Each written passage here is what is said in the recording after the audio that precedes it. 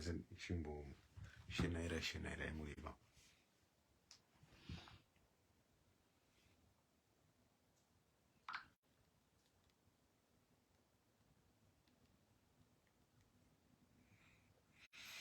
SIS MELLY Magadizini. Am I a Guadziwa Shim? You are me. Okay.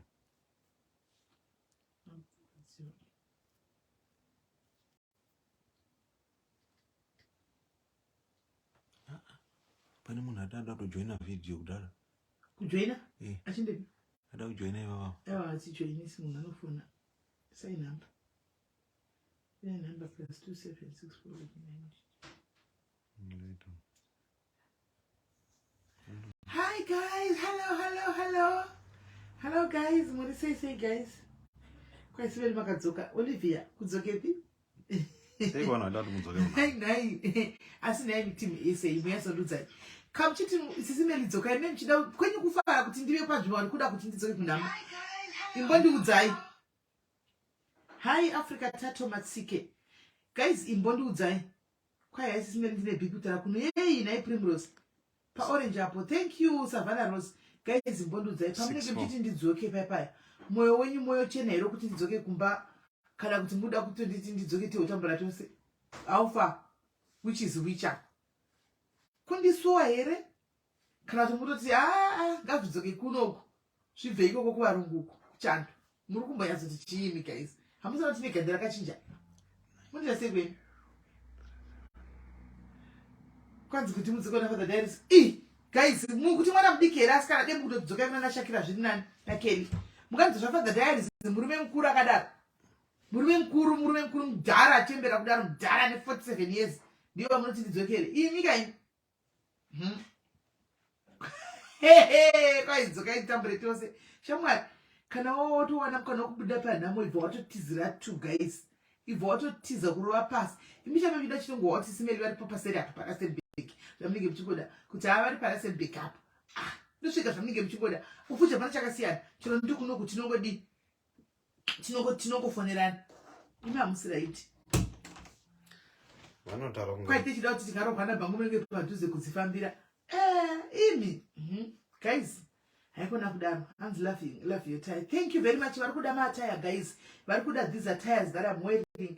My tires and ndakapfeka guys. Just hit my inbox. Hit my WhatsApp now. If you are interested in this dress, it's a flared dress. Chinenge chiri flared dress. Answer the desert mabisho. Is this chavunduka zvemabisho? Is sure missing ndichavunduka zvebisho. Ini ndo kuti kaita funduka kuti kaita bisho. Unoti ndakatoda hwerenga hweria zvishoma. Lorani kwakatipfekedza saizi mesi. Iwe woti chavunduka bishwini. Hey guys, kuda kuti ndifire nhamo. Guys, tasemoni. Vanoda dress. Yesikani ndiri bi wacho zviri seko tetes. Nda paskine nyimo kugula waso zamugeza mvura kudespora. Imvura kudespora zvasikana nyongosena one kuno vamuzvisiya. Kwai simukaitiwa chakanaka chifled dress ichi. Mwana wangu zvinozochiona sei? It's just a nice flared dress. It's a nice flared dress. Mukona here guys. Can you see properly? Narikuona. Mukona. Chingori chi dress chingori simple. Just a simple dress.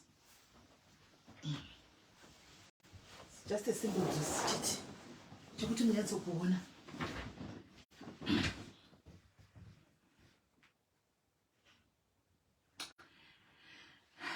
Ndasimuka Fiona, aiwa ndasimuka Mariwan. Kwai ndoidawo. Uyai ku WhatsApp Matia ishe. Unoya kuseri kwangoti kuseri ubvani pa sizes. Ubvani pa size yako. There's this pane anenge ari black and white. So on your traditional outfit, papa mante zvima traditional functions then you can wear it as well. And one I want to yakanaka kari smart. Kakari smart tamboinda kumuzvikona kona tachingonzi nevari yo, where did you get your dress? Where did you get nice dress? I'm like kuna many asikuno kuna ma African attire vanhu vazofarira African attire. Ndachitoti vakandidaro ndobva ndati yes, I'm coming from Africa. I stay in Africa. Yes. Anmona. Kwanza kwa come to the camera. Aiwa. Hands go smashle 2 feet wide. What is saying? I think it dress it and I want to be honest with you guys. Can I small small. In the sort no down makati o mantangra Africa my size XL XXL okay that small no sort was it okay amen no one this video and more right so guys tawia pana papa mascara seko guys mascara say mamka say match matima na inika chilight chino pisa chiring light sai tawia pana pa nice guys timbo uyana mai vari kuchema guys mai vari kuda rubatsiro rwenyu vari kuchema ukaona mukadzi mukuru mai vakuru mai avanotonezera nemurume wangu guys vosimuka ndivakoma kwandiri vachisumuka vachiuya kuzoti ndanetseka ndachema vashunguridzika guys vashunguridzika ko paitinodzoresa memuri sasa isime munyasha inda kurova so hanimona saka vanenge vashunguridzika guys zvatinoita napa chizvedu paita mwana wadanana nababa murume wavo mwana zera nemwana wavo mai vari kutukwa nemwana uya varitorera machatsi avanotukwa vanobvumburudzwa nemwana uyu vasikana handizi kuti tasvika papi handizi kuti vana vemazuva ano havachina machikira here kana kuti komugodolilaiti zvokupisa iro ndidzime ndidzimei hai bvai apa bamnini kwaimeni mutombochena usire mutombochena udai bvai apa bamnini ndakuonai madhairis vanozonyatsokuona here pretty yese chibuda ndona saka guys animaona saka mai vavauya vakachema kwandiri andichika vakanditi ndikatuma audio vakati ndokumbira kuti muposte maaudio iwaya postai audio yangu iyoyi asi ndoda kutoya palife saka guys munoziva tinogrifa zvakasiyana tinochema zvinhu zvakasiyana siyana guys handiti pane yakafriza ndeipi iyi kana kuti ishi yakafriza ndofunga ndiyoyo kunokukutirbo alright saka tinochema zvakasiyana guys vamwe vanochema vakazvinyarira muchikona vamwe vanouya kuzoda kuzotaura she'll feel better vamwe vanoda kudii we've got different types of grieving guys saka mai ava kana tichema kudai chero chatinogoita is just to be there for her we listen to her we just cry with her takateerera nyaya yavo asi the other part mwana ushu kana aripo achidawo kufona we also allow you to phone open a line you can just call in tell us your side of the story because right now tine side drama maafa ndoda tinaro hatina side remwana ushu because tatotika kuenda kutonotukwa nokuti kwaivatuki hanimona plus mama avatoshungurudzika machinzwa guys so ndatonzwa iko zvinochinofanira tanzi vari kutukwa futi izvozvi vari kutukiridzwa singaiti izvozvi so as we speak nokuti vana ava vaona post ishi handichika saka kana mtida kuzofonawo kuti mutaure your side of the story vana imi kana kuti mukumbiriregero kuna mai guru venyu handichika you are allowed to do that tinokubvumidza zvakare handimona right saka regai tidane tindirire mberi tivadene vauye pano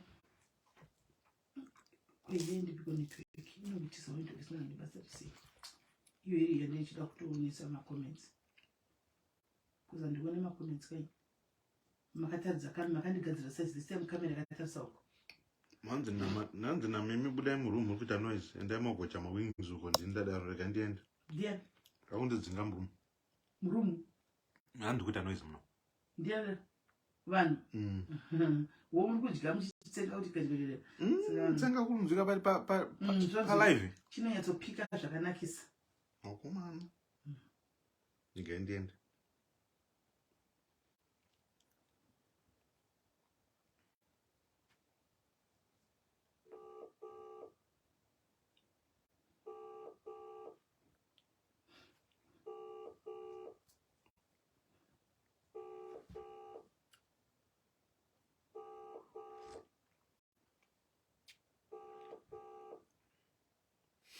zituzotsenga igandiende tosti inozvika anditosti iri kuti garagara tonzvika manje hamusina producer ameneyo mbofanira direct abati yangu inokufunira direct abati mudafona kuwebsite iva tinoyepa ndakamira palaini ndipe phone ndachitaura navo izvozvo vachindiri kutukwana tege mhanye unotenga pamashopusi dati tege ndino +27 right ndasi mukudya toast ndikudya toast tekechitomukira tichitanga kudzifambira akatoshaya kana nguva yekudya vaudze +27 yes 27, yeah. 73 783 7011.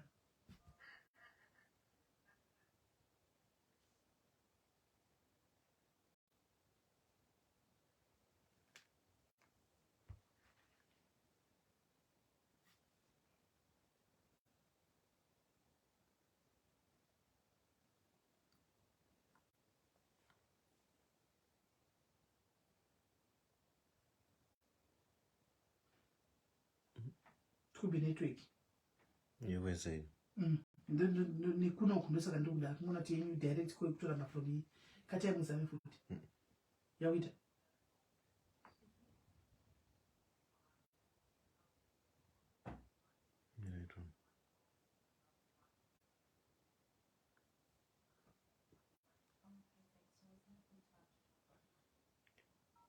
+27 the people phone number 73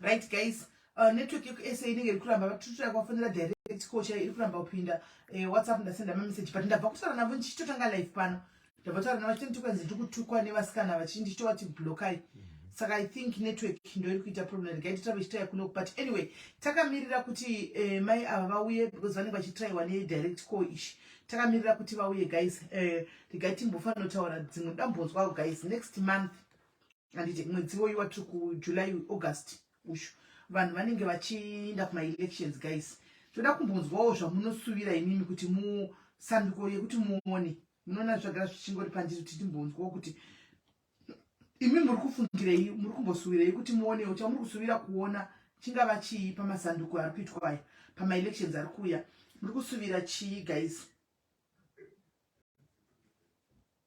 hanzi network iri kuenda kuno nhasi ndiri kuzviona I can see with network iri kuenda strike ukoko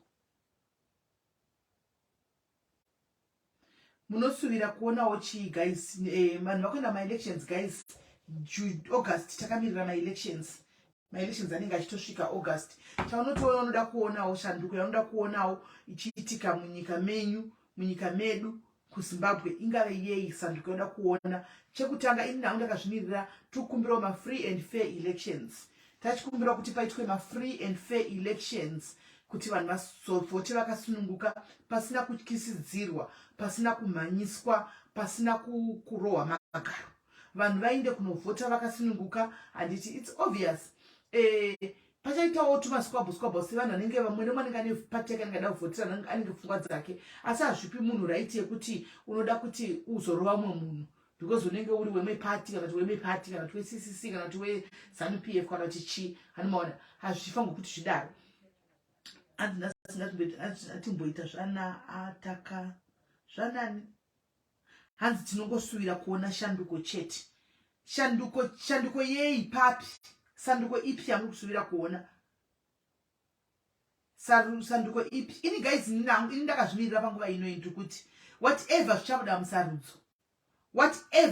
musarudzo imomo whether triple C yawina whether ZANU-PF yawina ini ndakazvimirira ndingokumbirawo kuti pati chawina tachikumbira kuti accommodation ive accessible kumunhu wese kuzimbabwe munhu wese anofanira kuti ave nemba yake munhu wese ngapiwe imba why am I saying this guys kuno ku-UK havana land senge yatinayo kuAfrica but munhu wese kuno guys munhu wese ane pekugara munhu wese so mwana wese anenzi chizvoga chemuzimbabwe amene kuti zvinogona kuita here nevaita masystem ari kune kuti panoti munhu anenge asvika 18 years 18 years sera kanenge ratonyoreswa panhingikiri kucity council Hanmaona.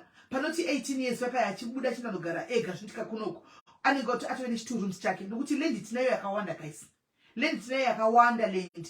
Kuti munhu so wona kuti we've got our own land munyika medu, but people are selling must at a very absorbent prices guys. Kuita kuurayana pachedu, kuita kupondana pachedu nenyama stands. Munyika yako iwewe chizvarwa chako, nyika yako iwewe guys. Handiti dei vagona kuti one chinhu chekutanga munhu wese ave neaccommodation, ave nekugara RDP house. Vauya mai vaya tapinda mberi nenyaya yauya. Hello?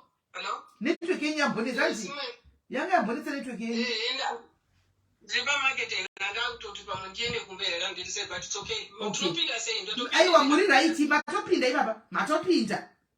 Mutori right baba, inini nditori pa live vanokuteerera imimi munenge mushora muri papo. Right mama, maita basa mauya, toda kuti mutange nesu kuti introduce kuzita renyu kwamunogara, mozotaka kutudza nyaya yenyu kubva payakatangira kusvikira patasvika nhasi.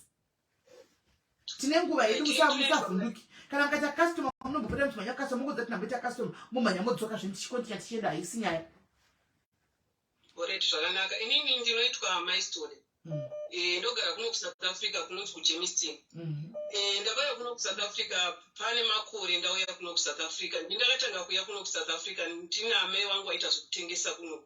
Saka mai vangu vachiita zvekutengesa ndaiwa kuchikoro tichingoti maholidays aya mai vangu ndogurupu rere kunzwa nani ngirikine mukadzi wapresident ngirikine mugabe ngirikine sari mugabe. Gurupu remamai akamboya kuno vachitengesa zvinhu kuno South Africa. Amengu was one of the women akaselectwa from those women ngirikine iyoyo. Amengu achika kuno kuSouth Africa vachitengesa. Saka tanga tine system yekunzi amendo aiti anenge apasa kundoenda naye kuSouth Africa aitenga zvinhu. Amai vaitengesa zvinhu kuno kwaintroducedwa nasari mugabe. Saka ndakangokura ndiri munhu wekuti ndingozoti amai vangu anitengesa vachiita sei ndichipota tushana amai. Saka ndazombosenza ndapedza chikoro ndakambosenza panonzi Thomas Cook Traveling Agency ndobva vazovharwa nenyaya yekuti kuti kwangu azarawo vanhu vanotengesa vanochinja mari ndobva yazovharwa ringobvoenda overseas. Saka zvadaro ini ndakazenge ndichigara kuchitungisi ndokuzoroorwa nemurume wangu anonzi Collins Story. Tichigara tise kuchitungisa ndiri takati tine different, murume wangu ane different nene 10 years. Saka akandiona mwana diki ndotobvisa mari ndokutochata neni ndichirumba kwedu ndokupedza ndokuzondura ndokundogara tesomba kwamwene wangu. Ndikagara namwene wangu for 2 years ndikazobva to shorten the story. Ndazobva ikoko ndakazobereka mwana wangu 2 vakomana wandinawo, umwe atane 23 umwe atane 20. Saka zvadaro izvozvo takabva kuZimbabwe atisenza kukambani yaisenza kuZimbabwe. Ndobva zvinhu zvatanga kuoma kuZimbabwe muna 2005 chiti aisenza kambani yaitomupa motikari nepetrol zvese ari muhombe pakambani ipapo. Then mari yanga isingakwani zvinhu zvisingachaite ndobva ndatanga kuuya kuno kuSouth Africa achiri kusenza ndichiuya namai wangu time iyoyo. Ndobva ndazomuti vamwe vanhu vari kuuya kuno kumaartisan vari kuwana mabasa chichiva mwana ndoziva wasina nebasa resu maartisan wangobva wari maartisan wakutosvika uno wakutosenza mabasa waitambira mari yakanaka achiramba. Saka after that azomboti gare gare ndobva atanga kuona kuti zvinhu hazvisi kukwana kumba. Ndobva akangoti ari palive rega ndimbotry kuya kuno kuSouth Africa. It was 2005 or 6. Ndobva uya kuno kunonzi kuMamelodi kuPretoria ukuku Pretoria ikoko but tichigara kuZimbabwe ndobva ndakabva ndichigara mukuku ndegarira mukuku nenyaya yekuti ndaitwa ndione kutengesa nekuti ndandisingagari kuno kufuta ndikauya ndotengesa every month ndaizokunika mari yangu yechikwereti ndichidzokera kuZimbabwe. Murume asaisenza asi mari tibatsirane nemurume. After that tikatakatenga tiri kumba ikoko mastendi edu. Ndobva auya kuno 2005 and 6 auya kunoko kwanga kune matraveling ngrini matraveling ngrini yebhadharwa mari kuti upuwe visa mari waisaiwa 1500 travelers checks. Yes, you are right, SIS MELLY. Saka aita ndamupa 1500 mari ndindaitobva naye kuno kuSouth Africa. Ndobva ndamupa mvani woisa visa pauya kuno achiita for a trial achinoda kungoona ndikuda kuenda ndiri palive zvikaramba angondodzokera kukambani kwangu. Then abva uya kuno kubva abva atraya. Saka uya muno muSouth Africa anga nemacontacts ema-artisan vamwe vanhu vangouya kuno ndokutanga kuti invita kudzimba dzavo vamwe vanhu vakatodzidzisa ari maapprentice. Ndobva tatoenda chinoona ngekine yake yapera inonzi live yake ndamuti ngachidzokerezvo basa musina kuri wani zvikanzi nezvandiri kuona kuno kwamwe pfanho isawo zvawaita hazvichaitori ini ndidzokere kumusha ndakushingirira. mari yematravelers checks yamba ndamati chisara inayo inini ndokuti ndaifanira kudzokera futi kumusha kuwana because wana nandovasiyira musikana ndobva ndadzokera kumba inini ndobva ndavasiya uri kunoku nehanzvadzi yangu yawaigara naye kumamelodi ndina hanzvadzi yangu yaigara kunoku ndobva wasara vachigara nehanzvadzi yangu pamumba pamwe ndaigara muya muya nandichibhadhara nehanzvadzi yangu yaigara samwe but aipota vachitoonana achititsanzana vachikurudzirana tine muzukuru mumwe aigara kurosetenview ndobva auya obva wapota vachibatsirwa nemuzukuru ndobva wazowana basa kuwitbank kumaturbides ndiko kwaisenza ndiri kungoshotena the story wasenza ikoko yanga iri macontract mari yawaipiwa yanga yakati one day but mari iyi waisenza macontract kuti pamwe kunoita 6 months kana 3 months womiswa basa saka zvadaro izvozvo wakazwa nemwe kambani wakazosenza kuno kujemiston inonzi Score Metal wasenza paScore Metal ndobva wana permanent job ndobva takazoita maarrangement ekuti tiunze vana kunoko vane basa riright but besides that murume wake akambinga asingachanzwi zvakanaka akatanga kurwara ipapo arwara kudaro ndakamusesedza naye achirwara kudaro akasvika pakuda kuluza basa asi kambani yakati nekuexperience nemurume wenyu nekugona kwanoita basa hazvigona kuti aruze basa mubatsirei kusvika basa rinopera asi malive days ekurwara afrikidza asi basa riripo kana akagara chamutambirisa mari madays ekuti titambirise mari apfuwe ndikamira nemurume wangu nemusika yandotengesa ini ndoita zvokutengesa murodhi zvinhu zveati anga achirwara nei murume wenyu wako ini handinatsoziva kuti iye aingoti mune wangu asikuita zvakanaka asi aingoti ndichingorwara semunhu haana kuda kundibudira pachinoti ari kurwara asi aiti miri yake aisikuita zvakanaka ndichingoendawo naye kumadhokta dhokta indeiti budai kana apinda madhokta izvozvi pane meseji pamameseji amandikandira pane meseji yabva kumwana ushu achiti ndomuda achigwara kuda ndozoti anogwara kudaro murume nyasi pachirongo here wakomba iyo ndakazozizwa patopaya iye akati inini chinhu chikutondirwadza nekuti musikana akatoziva akaudzwa but ini ndakagara murume achigwara asina kana kuti udzoti anorwara alright saka ari kumwaire treatment but ari kujamba handizivi kuti ndo pane danger panokuti murume wenyu kana akamwa zvino achijamba treatment zvichaita kuti imi mupesere mabatira chirwere ndosaka ndiri kutobvunzira hangu ipapo aiwa ini tiri right ndogara ndega mogara nega zvepabondega ndakatoona kuti maitiro acho magemu ake even zvakatoita zviripo izvozvo ndizvozvo zvakatoitika zvino manje kana mukagara mega naye vakoma tisati mapedza nyaya yenyu kuti mukagara mega imi muri kufaitira kuti murume wenyu adzoke hazvisiri zvere zviri kuita kuti murume wenyu aende zvekuti hapana bonde mumba apete ndakagadzirwa naye munyaya inaita kutosvika pamusikano saka handei nenyaya tanda kuti pawarwara apa ndakamira nawo murume wako kusvika hama dzaamamai wavo wakabereka wakataura kuti ngaadzoke kumusha afire kunoko but inini nekushingi nefaith yandinayo ndakati murume wangu asi kuzofa akadzokera kumusha ndichamira naye achazouya kumusha koko ari mupenyu wachitanzi kana akafa uchaona kuti unomuiga kupi ndikati inini namwari wandionamata murume yacho ari mupenyu kumusha ikoko ndikagara nemurume akasvika pakusimba ndikazoziva kuti chii chiri kumurwadza zvese ndikaziva ndobva ndazoenda naye kuhospital zvese ndichimira naye kwese kunonzi kunotaurwa kwese unopuwa kusvika puwe medication zvisina ndakamira naye kusvika asimba pekuti akanga aipfeka size 28 time yakarwara akasvika pakutotanga kupfeka size 40 ndo chimwe chinhu chinoyandirwadza saka ndasvika ipapo ndakazochengeta murume wangu kusvika asvika aright kambani kana udza kutaurira bhosi wako aziva kuti udzwe svika ipapo aright murume wangu inini ndakanga ndakamira naye handina pandakambomubata zvisiri right nekuti ari kurwara ndakamuchengeta hama dzake chedzo dzakauya hanzvadzi yake ikatiza ichiona urwere hwanandinahwo mumba akanorara kumba kwomwe muzukuru achiusema hanzvadzi yake mwana mai wake inini ndikamira naye ndikati pakanzipa ndakachata pakanzipa nezvakanaka nezvakashata ndo zvacho zvandasangana nazvo saka regai ndimire nemurume wangu tiri pamwe chete ndoo ndakamira nemurume wangu uya kusvika ipapo murume wangu akaita zvakanaka kubasa chandaita kumuperekedza aitanga basa na7 akapedza pamwe akatiswa ma8 9 ndofononzwa yemumutora achagona ndoenda ndonoita kumubata ndakaita kumufamba ndakamubata SIS MELLY kusvika ndasvika kumba azotanga right asimba takatenga motikari murungu mwe pandaitengesa kunonzi kupeshuru kwakauya ndine mota yandikutengesa out ndikaenda naye murume wangu ndikamudzenga pane mota yandawana murume wangu akatanga futi kundi asimba kudaro akatanga kundiitira zvevakadzi ipapo ndobva ndamubatikidza futi achiti ndiri pabasa pangu tiri kutodha zvinhu pamusika pangu ndakanzwa pane mukadzi ari kufona ndakapfeka jaketi rake mufoni iri mujaketi ndobva ndataura nawo ndataura nemukadzi uya ndobva akanditaurira kuti ndapa bhasisitopu pabhasisitopu amba pari padhuze nepamba pedu pataigara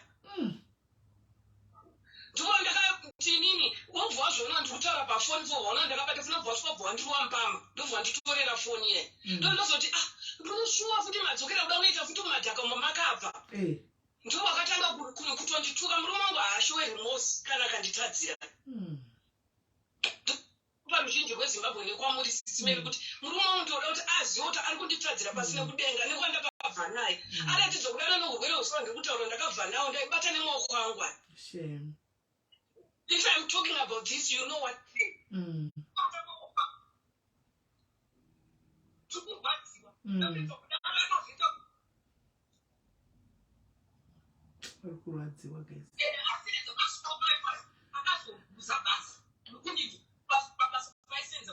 dzokai padhuze nefoni dzokai padhuze nefoni makundinzwa madzoka manje yesi makamaenda kure ndo akazoretrenjwa pabasa paipai kwete kuti kwangu kunzi mhosva aiwa yakangoitawo retrainment yakasvika kubva akuluza basa murume wangu inini paaruza basa akachema sisimeli izvozvo murume kuti kuchema kuti oreti saka ndotangira papi nevana I was there takabva kuti tikaimba tichifunga kuti manjengwa tichaita sebhondi remba ndikamira naye murume wangu atira kumusiya ndichimunyaradza ndikamira naye akasvika akazoti akati manje ndichawana ndikati munoriwana basa namwari wandinonamata basa muchariwana mwari haasi asingatigoneri murume wangu zveshuwa akagara akazowana basa kwaari kusenza iye zvinezvi iri contract ndichinamata usiku nesikati ndichifasta kuti awane basa kuchizunzika kunzi pamwe auda kumiswa pamodekese ndakamira yaitambira kusvika azonzi anhingirikina aitwa permanent it's not more than 5 years now anenge akatoitwa permanent tisati tatenga mota munenge muna 2018 2019 if I'm not mistaken ndipo pakaitwa permanent 2019 is the right year akaitwa permanent then 2020 ndobva tataurirana kuti ona mota yatinayo out iri kutipa maproblems tadi kutsvagawo mota imwe iri nani mota iri kufa inotitorera mari kutonge chikwambomba muno ndokuenda kunotora imwe ndokutubva tatengesa out yatakatengesa 20,000 but uchiona appearance mota yekuti munhu akaiona ifoti ndogona kuti but nekutoona kuti mota haitengeseke takaitengesa ne20,000 ndobva anditi nini tatoronga kuti pano kwatiaona BMW akada kutenga BMW ndikaramba inini kati BMW tabva futi mujapan cars toenda futi dzimwe German cars futi unotora BM mota idzo dzinonetsa ukaona munhu anotoita BM achitengesa second hand mota inenge vapo tadi kushingirira kutorawo mota nyowani anga kugwasima murume wangu kufamba neside so nekurwadziwa nemakumbo achifamba nemateksi achifamba netsoka kwatinokuitira makombi kubva kumba kure ndikabva ndamukamo musi kuri kuseni nefaith yandinayo sisimeli ndobva ndamukabva ndaenda Ford iri muGemiston ndobva ndanoona macar-dealers anotengesa motikari ndobva ndavatsanangurira ndobva wati muda kuenda kupi nemotikari muda mota yakaita sei ndobva ndati wani tikuda family car tikuda mota yekuti murume wakakwanisa kuenda kubasa nekuti tikwanisa kuzofamba kuenda kuzimbabwe kunoona wamwe hama kumusha ndobva nditi mota dzekutora mazimbabwenzi mazhinji vanotora matwirikepa manigirikini marelax nechichi madouble cab ino ndati vandikasi pane imwe mota yakanaka kuti inoita family yoita futi kunge private ka inoita futi kunge madouble cab ndobva ndakatora ndobva ndakanoratidzwa Ford yatina yandakuratidzai ndobva ndakati mota indinandada apa nandine mapepers emurume wangu ese kuenda kumona mota ndina kana bvandachuza iye anga anditi enda paHyundai unotore Hyundai Creator inandosvika paHyundai vandataura nakadhi lepo vanditi Creator idzi hadzina kusimba vanobvunza ndikati mota dzepafuri zvikanzi I mean Ford hamungoona kuti mota dzakanaka to cut the story short ndobva ndabvenda paFord Ndo ndakanotuza mutava ndati ndira ndade. Ndo ndadzokera kumba murume wangu angati pane shift. Ndasvika mudza ndikati amota ndawana mapisi penyu ngasiya nezvese. Saka mheno kuti watanzwa chatipindura. In a week's time. Pasina mazuva mota yakabva yaprovwa nebhengunzi aiwa mota iri right. Munokwanisa kutora mota nokupuwa motikari. Latest mota ya 2020. Saka zvadaro izvozvo to shorten the story. Ndo tawana mota ye 2020 after lockdown ye 21 days yekuti hapana nokuti hapana ita sei after that. Kwavhurwa zvinhu. Murume wanga akatanga kufamba nemotika zvakanaka chitange zvinhu zvakanaka think from manga muri muna June July so. From ipapo zvinhu zvakamboita zviri right. Ndobva ati muna December akatanga pane mari yanotorwa kubasa yekuti inochengetwa kubasa every month ozopuwa end of the year. December murume wangu akatanga kuti apuwa mari ndakaona murume wangu akatanga kuuya kumba kuseni. Kuma 3 o'clock. Akuda kumba kuseni ma 5. Atanga basa dzinongwana 6. Akuda kumba kuseni. Ndo ndakatanga kuti kwemi mumagzona makuti mukabuda mudzoka kunze koenda iso ndairohwa SIS MELLY.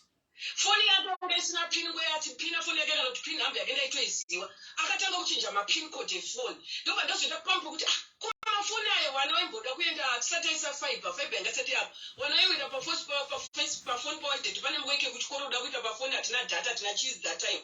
Foni yawo ingoni foni yenenge yangu ngoti munhu sanongonhonga anozwa pin yangu wana wanga simunhu anongonopocha. Wakatanga kurambira nefoni yawo. Ndo zvakatanga kuti tisasasvipisa ngati kufoni yawo kumbuti foni yangu iprivacy yangu zvabva kupi zveprivacy foni taingoshandisa ene madhowezo airwara madhezi anda kudze foni yawo ndingaidayira makozi munhu wese itaura kuti zvinhu zvakamira sokuno vanhu vachifona but nhasi foni yakuti hazvokuigwa isusu sakaroorana pazvinhu zvokuti chako ndechangu changu ndechako zvakufamba sei zvozvo ndo ndakazvitanga kuti go through mafoni nemakozi mamwe achiuya dzimwe nguva ito akauya kusemke orara iri Saturday wakaenda Friday ndozoona mangwana acho kunze kwaedzi kana utoona makuseni watoona po dzimwe nguva ari oversleep wakarara ndonzwa foni dzaya pangu sina kuvhura kana kubata dzimwe wana sina chiona zvemunhu endiri busy nebusiness yangu dzimwe ndonaona kuri pane munhu akuramba achifona ndodayira foni yawonzwa uri kupi uya kunoko apa macho ndiwe muno mahuri ayanga akufona acho watsvaka warara wese wachidya mari ye wakapuwa mari inosvika 30,000 2020 wakaidya yese wakadya yese nemahuri efoniyo inini kuma ndisangana chokubata zvokuti dai ndiri munhu wekuti handishandise maoko angu hamunoti ndaidyine vanhu tabva ipapo katine project yakandataura notoda kuvaka kuseri kuti uise cottage tiite so ndakazviita ndega cottage ye tagadzira cottage ranga riri garaji hombe ndikandida kuti maketa garaji tione imwe mari because tine zvinhu zvakawanda wana mari dzimaschool fees SIS MELLY mari ndakazoita cottage iyoyo ndofunga kana tokazomba inenge 5,000 zvimwe zve the rest ndakaita ndo that is okay fine murume wangu amachita repent ndo ndatanga kutaura nemi baba ndizvo makuita murume wangu hazvina kunaka zvive kwatakabva noupenyu kusvika patiri nhasi murume wangu haana kupinja ndakatosvika pekuti girlfriend waidana naite muyanga wamwashongwa nokubasa zvokuti murume wangu akasvika pekuti handifoni here kana ndizoti ariko here kubva akabuda kusenine zvandataura na5 akadzoka paanodzoka na3 ipapo no phone call nothing muno musango mokuti munhu akaona chanowana vanhu vanogona kubvudza kuti iwo wanga wakarara uchitadzozoti mumwe wako ari kupiwa muri muno muSouth Africa munozoti muno munoitwa zvese zviti ndaitadza kana kurara ndaitozonzwa kuti ndakubatwa nehope andanzwa mota yapinda pageti funga kuti pandasenda swera ndiri kubasa ndinoita zvokupenda ndoita zvokugadzira zvinhu ndiri kuworkshop ndosvika kuma ndotadza ta sleepless night ndichifunga mumwe murume mukuru aitadza kunzwa kundinzwira kunzwawo inini kurwadziwa kwandiri kuita nekurarama kwatakaita kubva kwatakabva makamira zvemurume wenyu zvasikana ndozonzwa gendi kurumwa tandokondosanga kunzwa kuti kwakuchitirege ndichikotsira apa kusini ndikumukira ndikuda kuenda kumarket akatanga kudhoja taidya sadza tese tichidya sapa tese ndakatanga nesande murume wangu up to now handizwe sapa naye ndikatakurumbidza kuya kumba anenge auya mva na11 at 12 right tabva ipapo azosenza akuya akazodanana nemusikana anonzi Sheri Chinzvimbo Sheri alright Sheri Chinzvimbo anogara mareni senemu yekuti Chinzvimbo ndakaipuwa neshamwari dzasisi wake anonzi Matilda Chinzvimbo inini 2021 ndakatanga kunzwa mafunga musikana anonzi Sheri ndakatanga kumufonera sisimere ndakatanga kuona achitumira meseji murume wangu achifone foni yake akasevwa foni yemurume wangu kunzi Elias kunzi Elias naiwe Sheri uri Elias kumba ukunotonzi Elias iwe unosungirira pane mudhara uyu naiwe unodeipa mudhara uyu naiwe Sheri ndobva ndatwa Elias uyu anogara achifonirwa achitumirwa mai angori Elias wekupi because kubasa kune anonzi Elias ndobva ndatanga kutarisa ndikati aiwa Elias kubasa angati every time anenge achifonerwa like this ndobva ndatanga kutarisa kuti ago through ndobva ndafona namba yangu ndanzwa munhu wechikadzi ari kudayira namba here ndobva ndati ngati ndikutsanangurire pamwe hausi kuziva murume is married ndiri mukadzi wake ndinoona tutu tori nemuchato ndobva ndakatonzwa kuti iri tori hure ndosaka ndakusaikuedze kuti hure ndobva ndakatanga ndozoti ndinokuziva murume mwana uyu ane makore mangani mwana uyu iye anonyapada 23 but ndichitarisa chiso chake nekutarisa chimiro neunhu hwemwana ne23 munhu weanza nasiso wake akati ihure munhu yakatone murume newana kunozoti fesi yako kunyazotarisa iyi haisi 23 because nemwana ari almost 23 haisi age iyoyo ndakatombomutaura ndikati vanhu vane 23 years wari kuchikoro wari kuita life awa munhu aungade kumhaisana nemadhara and 57 years une mwana 23 nedzakakwana because akatombosvika pakuti mameseji amaona ndakutumire kuti tukotanzi kushata kusviba ndakanaka hangasimati ngade mwana wakanaka iwe une murume wako murume wako age yasisi vacho yandaona yanogona kuita 23 nokuti vane ma23 anenge ari mabhishuka anenge achembedza nechibhishu chihure ichi akabvira kumukadzi because antonzi anga nemurume kumushoko sisi wacho wakuzoudza machamwari avo machamwari avo aizoya kundudza saka inini little I didn't know vamwe amai vanoita zvokutengesa zvinhu zvokuzimbabwe ndaona pazvoitwa pati paitwa throw pati yakaitwa humba komwe muzimbabwe murume ari kucanada mwana wake ndiye akaitira pati hure vetidhera komba kwabereko wake wabereko wacho ndikatoakonfura ndikataurira wakati ndanga ndisingazidziwo ndine urombo muri kuzoti ini ndiri kunzoko ndipo ndakazoti inini ndisandaziva Sheri ndakaenda pamafacebook ndichimutsvaga ndida kutaura nehama dzake kuti ndimudzoti asiyane nemurume wangu ndipo pandakaenda kune umwe Sheri anosenza mubhawa rinonzi Reads ndamufananidza ndikatomutuna meseji musikana ndiye akati mama ini ndosenza muno muReads ndinozwa mahure ese nevanhu vanomwe anogara kusaidi kwenyu kwamunogara kandidza mogara kunika ndogara kunonzi kuti nwiti ndipo vakati mine ndikutsvagirei munhu wamuri kutsvaga nokuti ndakazenge ndataura nababa wake baba wake akati aiwa mwana wangu rege nokuti endi munhu wamuri kutaura murume wenyu ndakatotamba nawo vanhavo ndotogara kuchitumbisa inini baba ivo vakakonfranta mwana wakuti uri kudarirei munhu wari kushungurudzwa ndamai wako because iwewe nezera rababa izera rako chokwadi ndikati inini nekutsamwa ndikati achikazotaura neno ndikutaura nababa wako ndivo vakati mama mireni yatsonitsana kutaura nyaya yeyi ndikuzoti muri kurwadza because akati first time muchinditaura muchinditisira nemurume muno wamuri kutaura ndiri wrong mirei ndikubatsirei ndobva akazotsvaga ndovanda kuseva voice message yemurume ataura wekuti aiwa meya wari kuita ngirikini identity ngirikini mistake munhu anonzi ndinhingi njoyo musikana uyu ndakutumira anonzi Sheri chinzvimbo ndo uyo ndakaisa akaiswa seko murume uyu anga kuzotumira musikana musaenda kuzotumira chero wamukutsvaga ndokusho ane chiseko ndobva ndakazoziva kuti ndiye Sheri wacho ndovanhu vakasanga kuuya wechirume kwete wechikadzi vachindiudza kuti murume wenyu isi usaitoshamisika kuti sei musiri kuzviziva and murume yani magasi ekuti aifamba nehure ndinogara maraini kwangu ndikataura kuti maraini aitaura kunge kuri next door yacho haise kuti but pamaseri pemba yangu so pekuti kana wachibuda wanenge wachitobuda wachona pamba pangu wachipira wachona pamba pangu saka wakachiwa wachona imba yangu nemotikari wakafunga kuti zvinhu zvinonhongo azoti ndakabva muvhu kusvika pandiri nhasi ande pane vanhu vari kukuzirai vatoti tinogara padze nemi this story is very sad we know it umwe akati ndichatopfuura nepo ndichikupai hagi ndinokuzivai hamundisi I didn't know kuti you're going through this. Yes, ndiri munhu asosecurity kusezvo ndakuudzai kuti inini ndazosvika pakubuda pachena kudai so nenyaya yekuti zvanga zvakuda kuti strokes ndizvozvo aiwa masitandutaugwa hasusu ndowaita sezvewe masitandutaugwa zvepana ndichikonera kutaura nyaya yavo voga kona vari mubhutsu vakapfeka bhutsu dziri kushinya saka whatever is going to make vakoma yedu kuti vave better let her vent. She is venting, otherwise she will stroke. Guys, when I always tell you depression is real, it's there.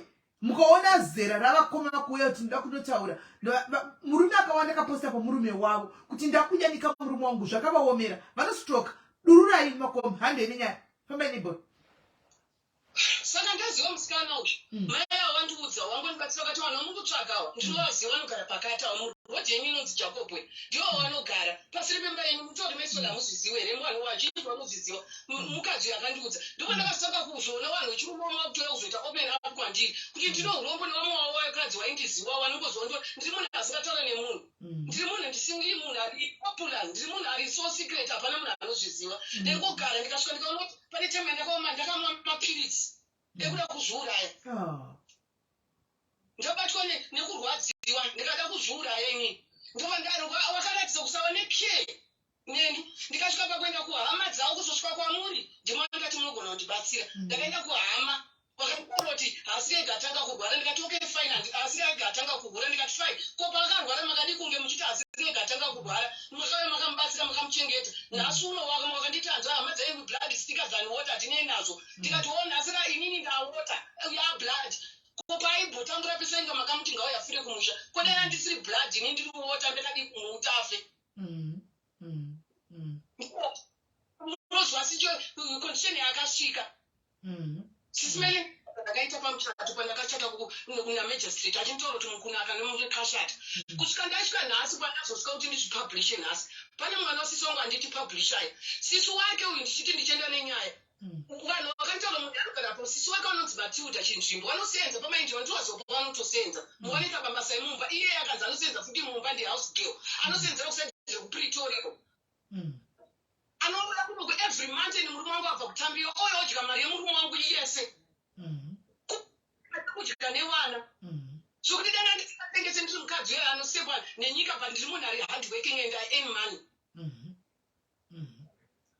kumanga akabhadhara bhondi remba nekubhadhara motikari iyoyo mota iyi ndinoda kuenda pamotikari sisi wake awa pana mumwe mukadzi wanopinda naye chechi akandidedza ndiri kutoenda kubasa mota yangu yakafa kabhatika ndakutumireke kubasa murume wangu handakana shungu kanoita sei every month anenge ari bhizi nehurero rinonzi sheri Elias. Sheri Elias. ndakatomutaurira ndikati ufunge uri mwana wokumusha ndaunoti wokumusha mama South Africans yao ndeti ndikataura waibva ati sorry asingazviziwe otobva watoregera relationship murume wangu akanzwa izvo zvaibva uye bva ndivo nezero andinaro ne40 something years murume anondibova pamberi paona wangu anondisvipira mati achindituka kuti kushata kusviba you are not good at bed after 25 years Saka kura kuti Sheri Elias ndiye ari good in bed. Yes. Nekuti akagadzira kazokuti aiti nokuti huri ari ngoite huri chete because vanhu vakandishanda zvanaita kuzosvika pamambovhunza nokuti makazoita sei vakandishanda ini ndisingaziva kandinokorotsoka kandiita zvakandiita zvokuti murume wangu anondiona ndiri chimwe chinhu kumufesi make Anokusemai.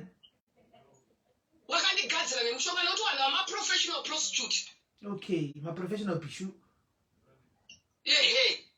asi vanhu ungoti vanhu je ini ndiri munhu ungoti ndandiri mai vanobva make anongozwa kuenda kuchechi nekunamata nekuzofamba kwenguva ndikazoudzwanza aiwa hamusi kudhira nevanhu vadiki mudire mudhira bwesizwa ndiyo yari yapo yo mama ita mistake iso ari kundifonera izvozvo ane magasi ekutofonera kushaudhana neni nezviri kuitwa nemunin'ina wake a woman like me ndova ndiri kuona kuti mabhisi zvekuti ini avangofunga kutenda munhu waconfront but ndakaudzwa kuti handisi kuita izvozvo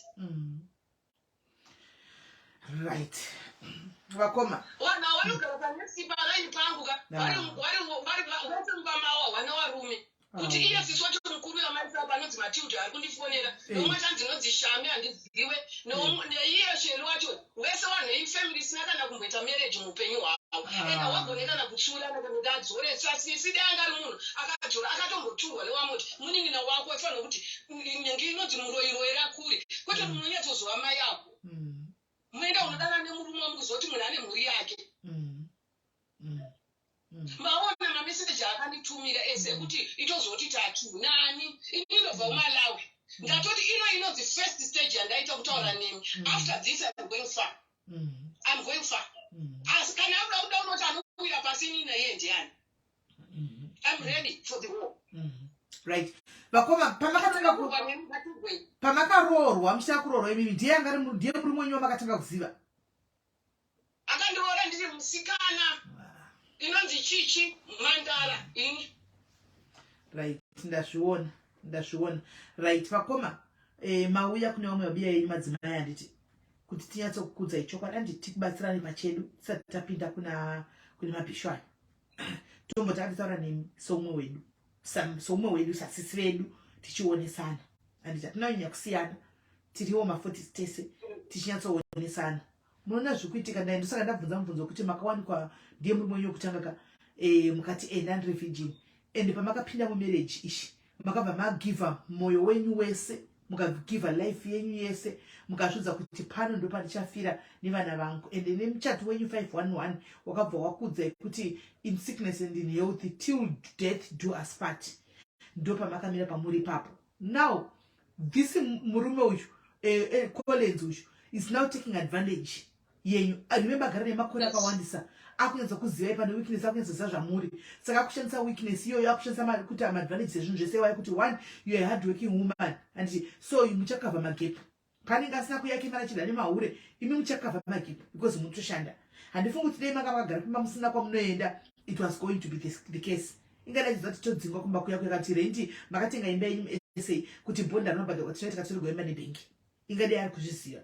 But advantage ndekuzati munoshanda 1 2 murume wenyu haana respect vakoma respect cheche haana respect nokuti murume ane respect murume uyu mudhara akura 5 decades vakomana munokuti afautawo respect kuvana venyu vakura if not for you for vana vake kuti vazivewo neexample yakanaka yababa vavo. But maitiro anoita achikushungurudzai like this vana vachiona pamberapo baba nduzona chishungurudzika zvekutodaro ende vana vavo vachitokava nekukava noti baba vanangosika vacharohwa nevana vavo if he's not going to be careful. 3 pakurohwa kwamurikuita kupota kwamadzawo vachitanzi ndakarohwa nemwana wachindinunudza vana wachindirohwa. Saka number 3 kuti vanawo vaite izvozvo wakati isusu tinonamata baba murege kurohwa mama chete kuti tikurwe iwo aitsvaga zvokuti wati ndinorohwa vana vandidzosere pano pawakatombouya wachiti mwana wangu mukuru yatirohwani uyautirwe uri kuita basa muchisaidhira amai wenyu zvikanzi hatisi kuvasaidhira but what you are doing zvikanzi munofurira wani inini handinofurira wani ndikati zvinhu zvimuri kuzviita pachena mukwakazara wani vana vanenge vachizvinzwa zvese zvamuri kuita. And urera rina respect to mataura zvezvi anondituka undituma kana mameseji nowaudza wontoenda kunosapota urera. Right, saka makagudzisa vana venyu zvakanaka hazvo. Vana venyu vakura zvoti nevanga vari vamwe vana nematambudziko amuri kuita nevanga vari vamwe vana vakutogara muSouth Africa iko zvinenge nevababa vachito vakatopurwa kudhara vakatozonyatsonoripota kuti baba vanangosi vaitozonyatsoripota kwamadzawo zvakanaka kuti ndakarohwa chaiko chaiko. Right, vakoma 3 yekurohwa iyi zira renyu 47 years muchirohwa. Ndoda kuti vana vechidiki vari mucomment section munzwisise ndimai venyu afa ndimai venyu muri kuona kuchema kwavari kuita vari kuchema it's a cry for help. She's crying vanenge vachirohwa nababa vako ndopazava makezi ekuti mai vazodai vaita self defense vamazokuvara hani muri kuona 47 muchirohwa denda akakunudza kuzivai vakoma denda akakujoinisai self inonzi chima lesson ekarati kana kuti eboxing kuitira kunoti ndikuona kuti mbenyu munoida aiwa futi hatini futi no munoda ujere nokuti imi mbenyu ndikuona kuti munoida ende kuti tikuti isiyaika ndikutoona kuti hazviti tikuze tisiyai nokuti kuyo kwenyu kwaita kuti musvike pano muri kufaitira marriage yenyu muri kuda murume wenyu beki murume wenyu ndiwo muri kuda. Saka imimi chekutanga chada kuti mutange kuti nhasi chaiko chakakoma ndoda kuti ndikutsvakirei munhu wekuti kuPretoria uko muchibva kubasa mumboenda kumaboxing lessons muri kunzwa mumboenda kumaboxing lessons ekuti muno self defense amuti ari strong ari hard self defense yekuti murume uyu paanouya ndoda kuti mukarove straight kamukarushaka kamutske nako mukarikite zvisingaitike Collins aka mukabati mukazvino zvika kakangoza kuti ndinorohwa anoona because iko zvino muna chiri vakasikana vari kutukai SIS MELLY asi moske ndo kuchipingi mutau iko kamutawaka anoona chero mukao zvokuti chero mukasvika pambani mwana matya kuenda kuvakokadza vanhu kuti muri kunzi vakamigweni vasikana vati murohweka mukaita self defense anenge ada kungoti asina basa murodi cheteka munodambura fast kudambura fast muchina takadai vakoma kati ini ndakadai ndavo vakoma muchina takadai ndauda kupodzai mweya wenyu indakaenda kuself defense koma ndinokwazo kuti murume akangoda kutoya mamiriro anoita fight so handisitombori munhu wekuti ndinototangwa saka dati muinde kumalessons ekuti munoita zveboxing, just boxing, ordinary boxing, kwete professional boxing. Hanimona right 1 2 vakoma ini murume wanyu muchiri kumuda here ndichiri kumuda munhu ndakabereka naye vana right saka pakumuda kwamuri murume wenyu apa manje takufanirwa kuti tione kuti toita sei nokuti muri kuda murume wenyu and saka paanouya kumba pamunorara naye tinorara pambedha pamwe chete but anorara akatarisa kusaidi uko ndisati ndasvika pastage iyoyo hachatokubatiyi mazuva nese papapa anomboyeda kuita but zvekuti anenge abva uko saka ndiotangamangwani akuratidza kuti abva kurara nemunhu akatopfeka mandawo yakapindurwa saidi akatopinduka uratidza kuti akanga kuti ndapfeka yakapindurwa saka kunzwa kwakusema kaikai ndakunzwa kakusema but manje ipapa ndopatoda kudzokerepo pakuti manje muri kugwira murume wenyu muda murume wenyu handika asizve akauya bonde moramba saka panozogadziswa panozoitwa sei apa handina kutomboramba zvachose sisimere handina chakaitika ndechekuti ini nemunhu sezvo ndakutora ndi munhu ungogara ndisina zvandoziva ndakatangwa ndichisangana nemurume wangu panaitana handisati ndapedza kutsanangura ndisati ndaziva inini musikana uyu ndakazonzwa nemwe munhu autonditsanangura kuti akandinokora tsoka akanondigadza ndachiti ndikasangana nemurume wangu ndairwadziwa zvokuti iva ndicharidza mhere muri kundinzwa saka murume ari kupi murume wenyu izvozvi ari kubasa tinogona kutaura naye ndifunge data chaiva haana nekuti pane mameseji andatomutumira mumba kuti umba hakuna chekubata kuna sipa hakuna muriwo nokuti ini ndanoita nekuramba ndichisenzeswa musikana ane every month ndachikorekta mari owasiya usina kana senti ndandiri kuti mukatipa nhamba tinotomufonera direct chaivo ndinaizvo namba ndakuisira yapo dzina 083 yemurume wacho urechimirai toni uyai nefoni ye mukoma kotoni uyai nefoni tifoni direct kuafrica ikoko izvo zvavakutondithreate namahuri ayaya akutondithreate vari kuti chii vari kuti kudii vari kutifonera ipapo ndazokufonera ndambokufonera chikudze kuti wakutondifonera wachiri uri kuswera kufamba uri kuti yanzi ndiri andauti ndafona aridza foni handisingazoma ndadaira ndifuna kuti kudaira makastoma mandati halo zvikanzaikona kuti halo itati makadii ikati ndiyaniko zvikazokudisa pafacebook inini uyiziwaudzira nemahuri emurumwe picha ida kudzoti mari sei haisiriyo ine seko ndiye munin'ina wake uyo nisisi wacho ndawakandwa uyu manje sisi wacho namakokandwa yenyu sisori yenyu muri blood one muri family one turai munin'ina une makandwa bamimeta mistake wakukandai alright takadzakanditumira picha iyo ine asingamuziwe munozoti munhu ndaitomuona ndipfudzana asingazoti ndiwanhu nyoka dzangu dzikutodana nemurume wavo she machitokusekai behind your back ndakukudzai ndapa mwana mari yeschool fees kuti chengeta munatise mwana wangu akuita pilot ndakamuti ndichichengeta mari yekuchikoro kwanzi hazviite kuti muite mari yobhadhira keshe munoswaipa kwaida kudiwa 5000 ndatichichengeta 2000 ozonoita sei ozonobhadhara kuchikoro ndayotsvaga imwe 3000 murume wangu ndikamuti mwana arikuda kuenda kuchikoro izvo mwana akapasa akabuda ne 6 distinctions mwana akagara kumba hana kana chaari kuita ndakasitora nano kuchikoro waramba wachindinetsa every month mwana antangariri akabhadhira 25000 muna December apuwa mari iye ndaikudza iye ndo mari yandakatozoona gore rino chinyararai vakoma chimbomirai chimbonyararai ive mhepo asimuuzwa hello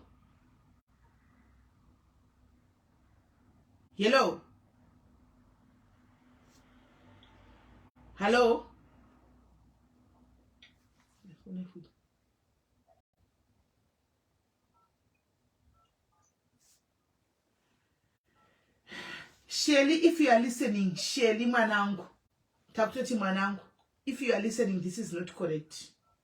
Shelly, this is not right. Can you please call me? This is not right, Shelly. Takucho kunyengera isona mai vako zvinokupa munyama izvi.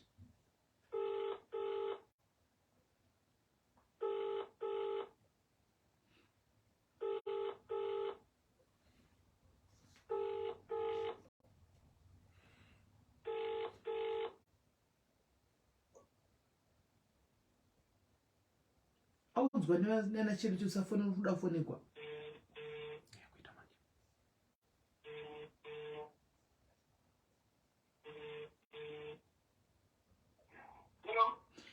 makadiko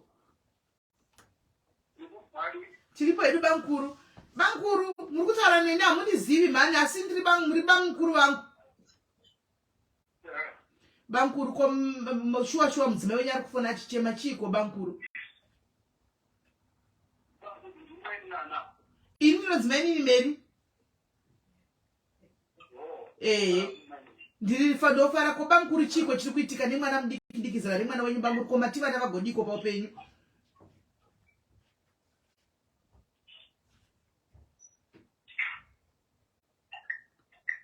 bankuru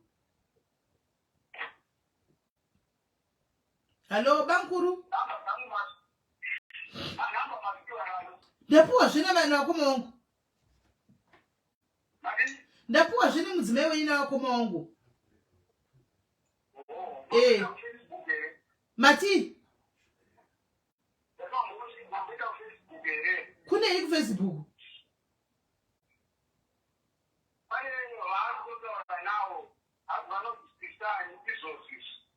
kwai vati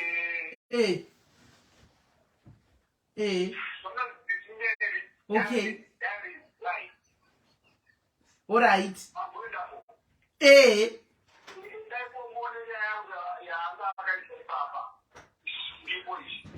Alright, muri kutaura naSIS MELLY diaries vacho.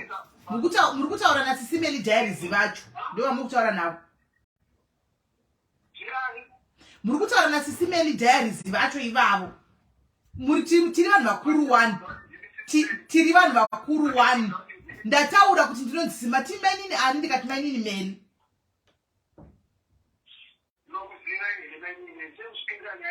Andipindiri nyaya dzevanhu munhu anouya nenyaya dzake kwatiri abamukuru ko imimi sei muchihura zvinonyadza kuti ngembwa kudaro sei muchihura nezera remwana wenyu kudaro bamukuru hamunzi kunyara here bamukuru kwamakabva nemukadzi kugwara kwese kwamakaita muchibatigwa madhoti nemukadzi uyu zvaufa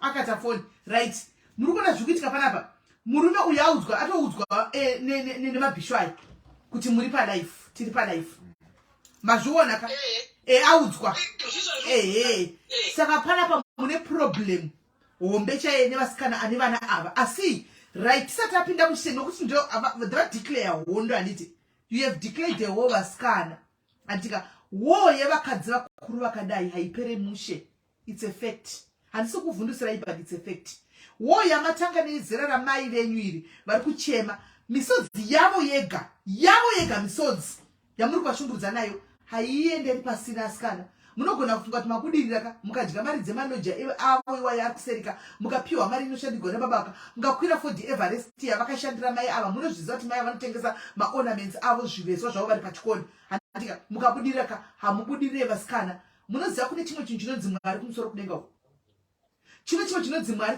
chinowaipa misodzi kana pane chinhu chinorwadza pano pasi chinoshungurudza munhu misodzi muchaona henyu it might not happen this year it might not happen next year but muchaziva regreta mai ava muchavademba mai kuti asi zvakutiwira izvi ndimai vaya here denda ndiri imimi vananguka kune varume vakawanda 50 years 57 years vabava munhu mukuru ndiri zera sekuru vako denda ndirini iwoka siya tsvagai varume vezera renyu you don't need kuzvamuri kuita izvi mai ava vakanorohwa aiwa vakarohwa nasaninga kutsvaga kufa murume kurohwa ndokwaninga kutsvaga kutoitwa chaiko chaiko chichazomutorera vanhu nonomurova mai ava vakabatwa kana kuti vakaita seika muzive kuti it's on you vasikana chiri hadi apa chode makabudana nemurume wamai ava changa chiri hadi kuti mudyirwe musaka chii madi kungoramba muri kukona kwamanga muri muchidyiwa muri musanga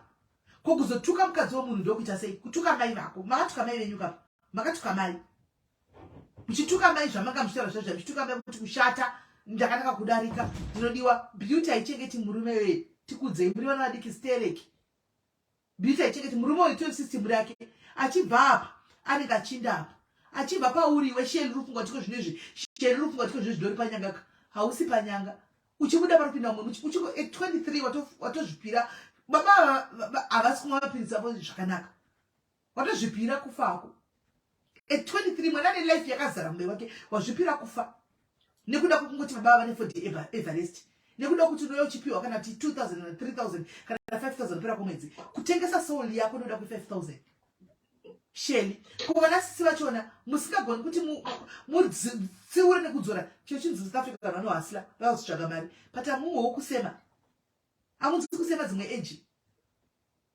muchinatsoona mino yachinda nababa nedhara ire amunzi kusema hazvisemeseri asikana hazvisemeseri kokuzota magasi ekutoti watofanira kumurume wangu inini ngawe yandirowe ndine protection order itori kuti kunopinda mukoti achingouya chita chingotaka kubataiva mubve mandibata ndiye watichagadzirira saizi yatinokwana tichamugadzira saizi inokwana mukoma kuti ndokubira mundifanira murume mumuzoti kwanzi ukangobata mayava that will be the end of you garai mamuudza timupe warning asi makuwa aripo palive murume yakutoona because paanga chichikunawana sisimeni akakatesa foni sisimeni diaries life havazivirepi akakatesa foni banguru mukabata mukadzi wenyu nhasi imimi banguru zvamochiita handitamutani mukadzi chibudai mumba nebhegi renyu muende kunogara kwasheni unopindira dzimba atipindiri nyaya dzekumba kwenyu atitombokuzivi atigari kwatombo kusine kwamunogara isu pano munhu aneyane nyaya yake totaura seizvo zvatiri kuita izvi hatina tombotsvaga vakomani tivazivi vatouya kwandiri because vanogona kuti chingobatira mumwe madzimai saka zvinhu zvokuda kutimisa ini banguru imimi mune problem muchinjai dressing yenyu haisi yemunhu ane 57 years midlife crisis ndatoiona papicture iyo kupfeka unge chikomana kupfeka unge zvinopfekwa nemwana wenyu zvamuri kupfeka hamunyarere sekuri imimi hamunyarere mudhara imimi mukapfeka masnika nechikacho chikakadaro zera renyu iro riri mutoona soti muri mwana mudiki fesi yaunyana yachembera yapera basa iyo fesi yenyu yapera basa munopfeka unge mwana mudiki makunonyengana nezera remwana wenyu ndoinonzirepo kai imbakuri college ndoinonzirepo manje ndakugadzira license dzinokwana sendakugadzira license ndakugadzira license dzinokwana zvokuti muchatipa munongoona mukangohwa sekusimedheri muchatiza nokuti nansindoyamba kuigatsvaka nyaya yenyu mukadzi wenyu ndiye auya pano hatikuzivi chiro mapinzi yenyu ndiye hatipa isa hatitombokuzivi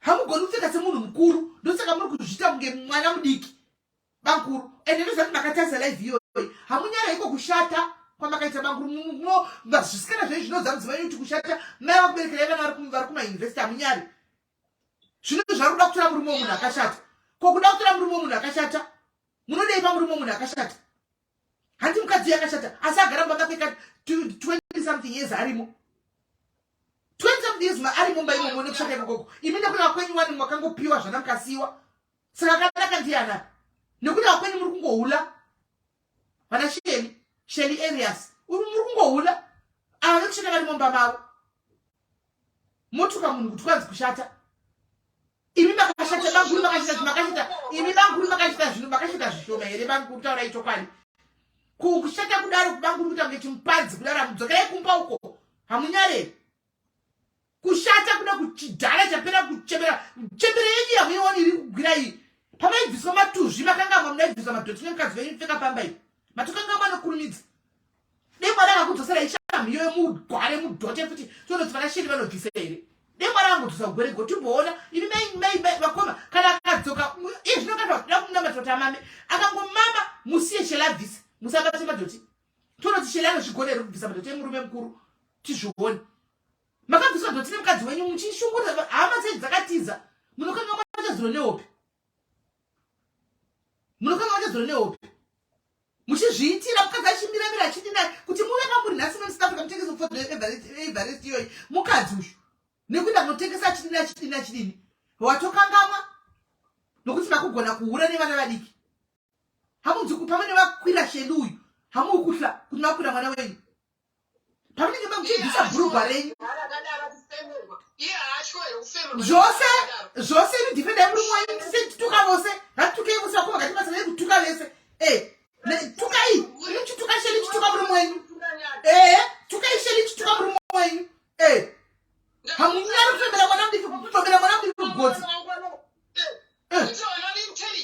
Wana wangu nyuma wakata head boy muno South Africa ndana kamboita mwana mfano wana so kuita head boy pa chikoro kuita mwana engineer exact engineer mu South Africa muno kuita mwana engineer then mu bankuru mungono tsvaka chimunhu wozvacho chisina kana bhurugwa chisina kana chinoto zvitamburirwa muda kuliwa mari iyoyo hamunyarere bankuru vanogezera mudishi vanogara vanogara mwangu vaita basa rokugezera dishi vasingazoita hazinoita sheli mama hausikera vira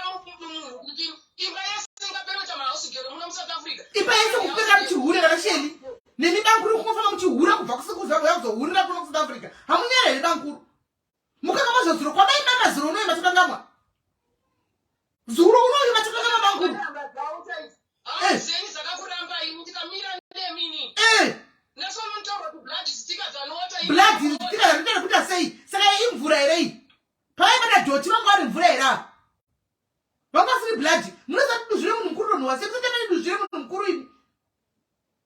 Mutendera zviri munhu mukuru ini. Nasi makushandira mai ava ini baba mukuru ini. Atapira mota yangu yanosiya mabhurugu ake sisimeri nezvima lipstick mota imomo. Nezvimwe zvima lubrication zvanozora kuti mashuro. Tozora malubrication yesheni uyu. Anozora zvima lubrication zvakaita jesu ndakaenda nazvo pafamasi apa ndiri padiske ndikamvuna ndezvezvo vakadzi vanozora kuzasi uku. Ndikaende pawapa chipurasitiki ende munodzosera zvamunozorana izvo. Ndizvo muri kuda kundiurayireni muchitikwadzisa kuti. Saka yesheni uyu anoshandisa mushonga kuzasi kuti senge kwevirgin. Kuti bankuru kushandisa lubrication. Mishonga. Manje tinoda kumugadzirira size. Kushandisa mushonga kushandisira bankuru kuti ushandise lubrication iyoyo kuti uwagoti uri virgin. Ava ndivo kwanga vari virgin ava. Ava ndivo kwanga vari virgin ava vakwanga vari kugwira imba yavo. Kwanga vari virgin. Tikutogwira imba iyoyo. Murume wake kuZimbabwe ane murume uya nevana Uri rakadza murume waro nevana kuZimbabwe kukuya kuzotora bankuru vedu kunoku. Tikutoda bankuru murume wavo back. Tikutoida imba iyoyo back. Imba iyoyo murume has to go back to the wife. Tikutoida imba iyoyo. Who are you? You sheni. Fishi zvayo zina kana muto. Sheni iwe zvako unotongori bhishu rongotenderera. Unodei kuda bankuru iwe. Washawa wazira rako. Uyendi kutsvagire wazira rako iwe sheni. Murukomana akatozondikonfront akatanza murume wenyu akanditorera hure rangu. Hana kuti musikana akati akanditorera hure rangu. Iye mukomana Kautoni yezera rake hura naye aitombata. Akatotora kuti nini mudhara wenyu murume wenyu akanditorera hure rangu rinodzi sheri. Wakarambira ikautoni naiwe sheri. Elias. Wakarambira chikautoni wezera rako haudi marriage iwe. Wada kungofa kuti kutopera. Ushongopedza panonaka nemudhara. Madhara apera. Iwe mudhara nekasina ropaka. Wapedza panonaka nemudhara. Uchisiya wezera rako ushu. Uchida madhara. Imari iko yaunopwa nawe tikupe every month na baba. Naiwe sheri. Usiye baba. Imari. Mari yauri kuda. Imari nai sheri. Imari yakuchauya. Imari. Yaita kuti unyanye kudaro. Imari. Kuita basa rokugara motikari mangu ini ndikangotora motikari iri Sunday SIS MELLY kuti ndimboende kubasa kuchechi ndinoita 2 hours kuchechi nini handiti more than 2 hours ndenda kufonerwa ndichingopinda service 30 minutes ndangopinda muchechi akutonzi mota iri kupinda motikari umwe musina kwapa motikari ndakadzoka kuchechi nini ndichibva kuchechi ndikaita straight kuenda pabhoto so vari kundifonera nani stop ndiri muchechi ndikatosvika pakudzima foni vachindifonera kuti uya nemotikari toenda unotora nane hure waenda unorara raro kumaroji vachinonorara naro kumaloji vakazve mangwana chokuseni akandipusha patishera haunyari here hautooni kuti akandipusha akandiona ndakambata red handed ndizvozvo last week chandakambata red handed ari papaki yepaAlberton apo vari kudya kunga kusina kana chokubata ari kudya nyama ari kudya mapizza nezvi vari mumotika ndikapaka motika ndakahwandisa yemwana wangu yandiri kufamba naye ndikasvika waona ari mupaka akamutsa mota akatiza ndiri kumutaurira iwe sheri kune hama dzako nerudzi rwenyu rwakati mdzimbo muchafa muri imbwa iwe sheli urikudya nyama murume wabankuru vachidya nyama kupaki bankuru sisiveti vavo vasina nyama kumba sheli haunyari here urikutavasa kutodya nyama kupaki iwewo uchino vachikutemera vachikuhwandirai hausi kuti urwadzisa mai avo kusvika papi hausi kuona kuti kuvarwadzisa kusvika papi naiwe sheli urikuda kunopaka mupaki kuda kudya pasenswa domumwe munhu ndakamuudza murume wekuti handisi kukumanikidza tine mutsvake ndononidhivhosa wendonogara naye kana iche ndakamudza naye tora nei munogare muzoone kuti nini nandiri munhu akaita sei tishee imba yacho nemotikari ari kufamba ita ndoda imba nemotikari don't love motikari I don't love imba I love my husband what is rubbish ndakamuda murume ari nobody man ari nobody man She was a nobody. Muruma, you wish to have been up a yai. You all have been up a yai. She don't know what to have. How near a bishu? How near a shell? How near a Rosha Murum's Radaco? We have to put them common as Radaco in the Bankura. How near a take them at Darai? How near? He was a nobody. Bakuma Molda Moon, Bakanoka, a chanda very hard. Could you escape a man? You won't want to Shaka Shandi Guan Jiripo, or no, who's got Chicaposa core. Has there are 23 years? How near? How near? Naisisi wake Matilda, why are you not ashamed of yourself? You are supposed to come to apologize to me. Tukenda kutonifunira nina gazi mahure. Kunifunira utanzida kutotukana nini unaita one-on-one and don't shout as pafona. Matilda, tsura mnina wako. Matilda, tsura mnina wako urisisi. Lead by example kumnina wako Matilda, usatuke mayawa, murukutuka mailenyu. Usatuke mayawa Matilda, tsura mnina wako. This is wrong, Matilda. Tsura mnina wako. You urisisi, urimaive mnina wako. Tsura garapasi mnina wako mtsura uti enough is enough. This has to stop. Munofila mahara baskana. Johnny, mwenda makatisa mtenga. Muchifira mudara apera ropa uyu. Asana ropa le green. Ndiwa muri kufira. Muchifira mudara nekuda tsura mwana. Matilda, tsura mwana. Tsura mwana ngajole chini nime zira lake. Asana nembe ya baba. Akataura mashama leko kutanzi nina nikachura mkazi mkuru uyo anozozo kuita kuzisarudzira akaenda katombotaura neanza akaramba saka ini njoada utaro kuchwera ufonere nachinditaura anotaura chi kana akatazochura mwamningi nawo kane 23 years mufundisi wawo ndoda ndikapedza zvinoenda kuchechi kwawo kumufundisi wawo kuchechi anonzi Wasibanda ndikuenda muchechi kunoita massive distraction kunoataurira kuchechi ikoko kuti ichechi yemabhishu inoyi ndapunzirwa kwechechi ndikuenda naona mafundisi ekuchechi iri Sunday. What are you praying for? Are you praying for devil or you are praying for to God? Kana munhu ari kurwadziwa usina sympathy nemwe mukadzi yako. Ene zvokuenda behind my back unotaura murume wangu. Ndakaudzwa kuti mutaone zvachakuitai ndizvo zvandaitaura izvo kuti ndikuenda kunokuexpose hai pamedia. Makamuudza kamurume wenyu. Saka anoshamisika chii? Makuru munoda kushamisika chii? Kunge mavhuma musingazvizivi makaudzwa kunzi muchaexposa kumedia. Mamusingazvizivi bankuru mutikwanire. Nena ndipamisa ndakuvinga ivi bankuru imi. Nenda kuvingai baita lati kuti tiri kure. Nenda kuvinga ne boys zimbo kubata hysteria. But still mukaramba mukango bata izingausa ruoko rwenjete kuna mani mchaona zvichaitika. Ito ndamuno hura muno rakona kuti kufa kwenyu kwa padhuze. Mukazonya ari kuchema ari kudaimba yake, ari da murume wake. What are you doing to yourself? Bankuru can you not see kuti muri kuchera gomba mchawira Marital? Can you not see kuti there's distraction waiting for you to happen? Hamusi kuzviona. Makanyojiswa chi? Muri kujiswa magambi evana vadika ava here.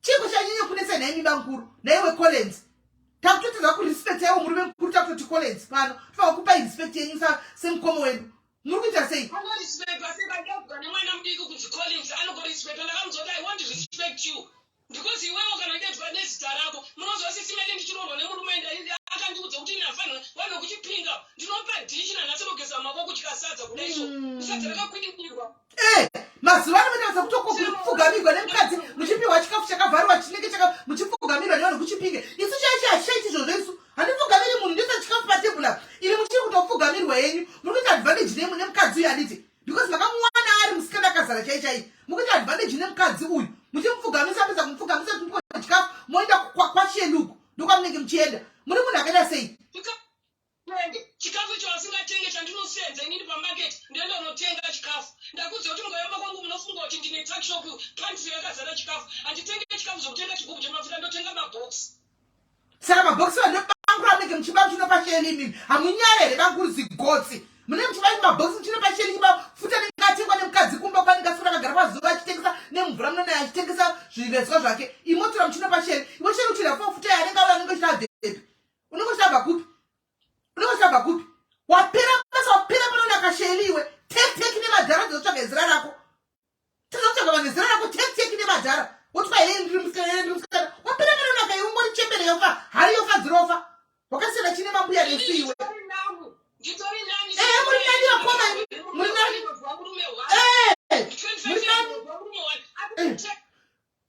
muri nani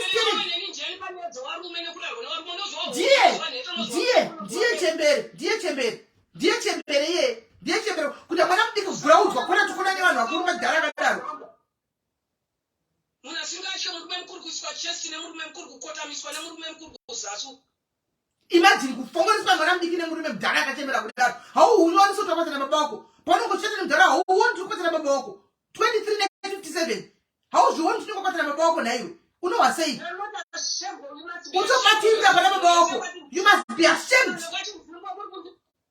Oh. To be ashamed of your Shelley. To be ashamed of your family who looks South Africa. They are busy looking after warume waridzo wachiuya kuZimbabwe itonga kusenza wachisenza walinini mukadzi womunhu kusenza panda dikita rangu. You are going to suffer. I'm telling you, you are going to suffer. Yeah, you are going to suffer, Shelley. You are going to suffer.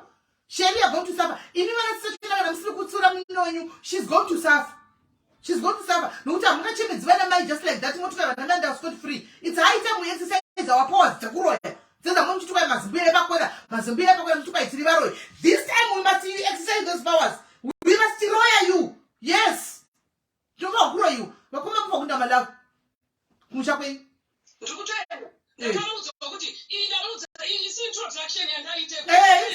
Introduction. Yes.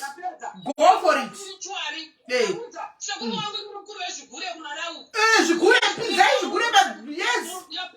Background. Yeah. Background.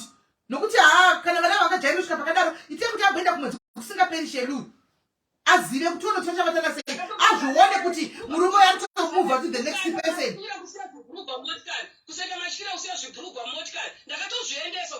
torai zvibhurugwa zvemumakoma tione zvokuita nazvo tifambe tiri mazimbuya epakona tiri varwe tinoda kutoroya zibhurugwa iwayo zvibhurugwa izvozvo chijistrine chichitaiti chakabvaruka amfika zvinhu zvakabvaruka kunyadzeka nezvilipstick ushaona maritso kusvipa uri kunanzwa nemuruma uchinhingirikina yayo kunanzva maripsi vaya hatonyari angaripi pamaibvisa madhoti yelu.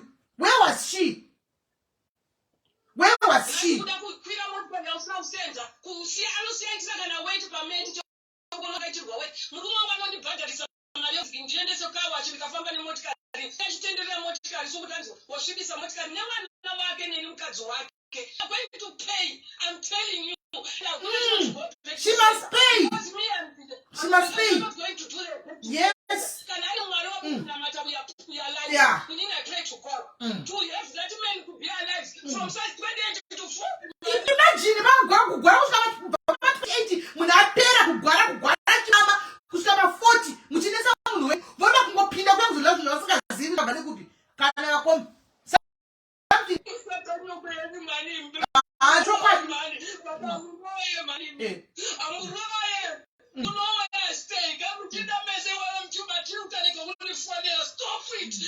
we are going to be involved into dirty shit. I'm going to deal with you. Delay now wakom. Delay na chemai you wakom it's allowed chemai shungu dzipere chemai shungu dzipere chemai. Ndakapota stroke mani pamsana power. Ndakapota kuda kuzvura makapawo ngati chifuka ucheli ndakapapo kuchikavatenda sika ndinoti chiya murume andoti shipa kuti to. Uriva urumuroi iye kuda kwemahure.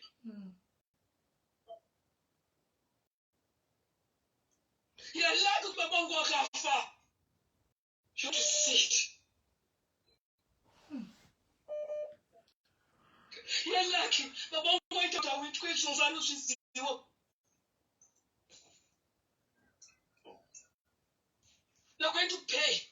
Ndikuda kutaura vanhu vese vanogara muno mudhini kuti muri kushungurudzwa nevarume muyatibatsirane kurwadziswa together. Ndikuziva kuti varume vari kumahuri ese ari kubva kumushoka achizotora urume varizoshungurudza vakadzi vari mudzimba dzavo. Uye tiita chirwere nonzi maistole ndinoyeka reef opposite reef shopping center pane zveart ndipo pandiri.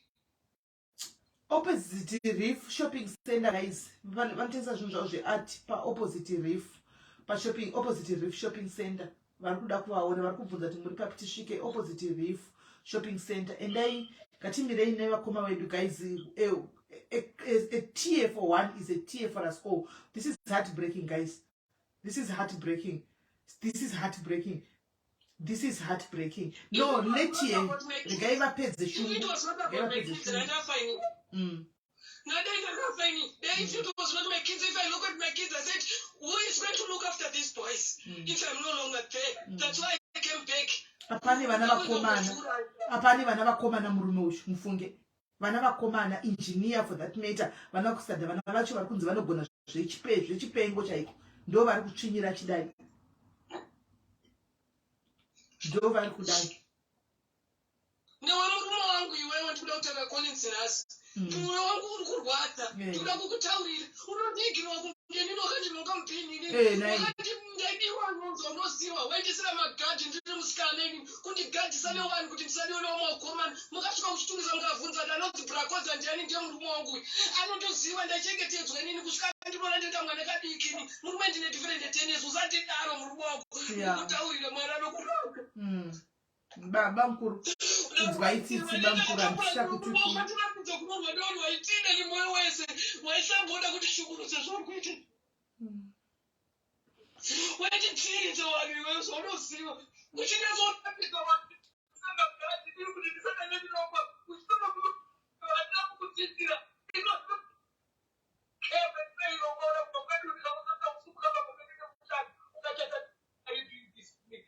why are you doing this? Then Femi was told, why are you doing this to me? Oh, woman at 7. What do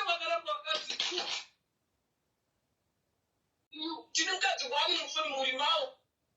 You know when I just spirit that you would.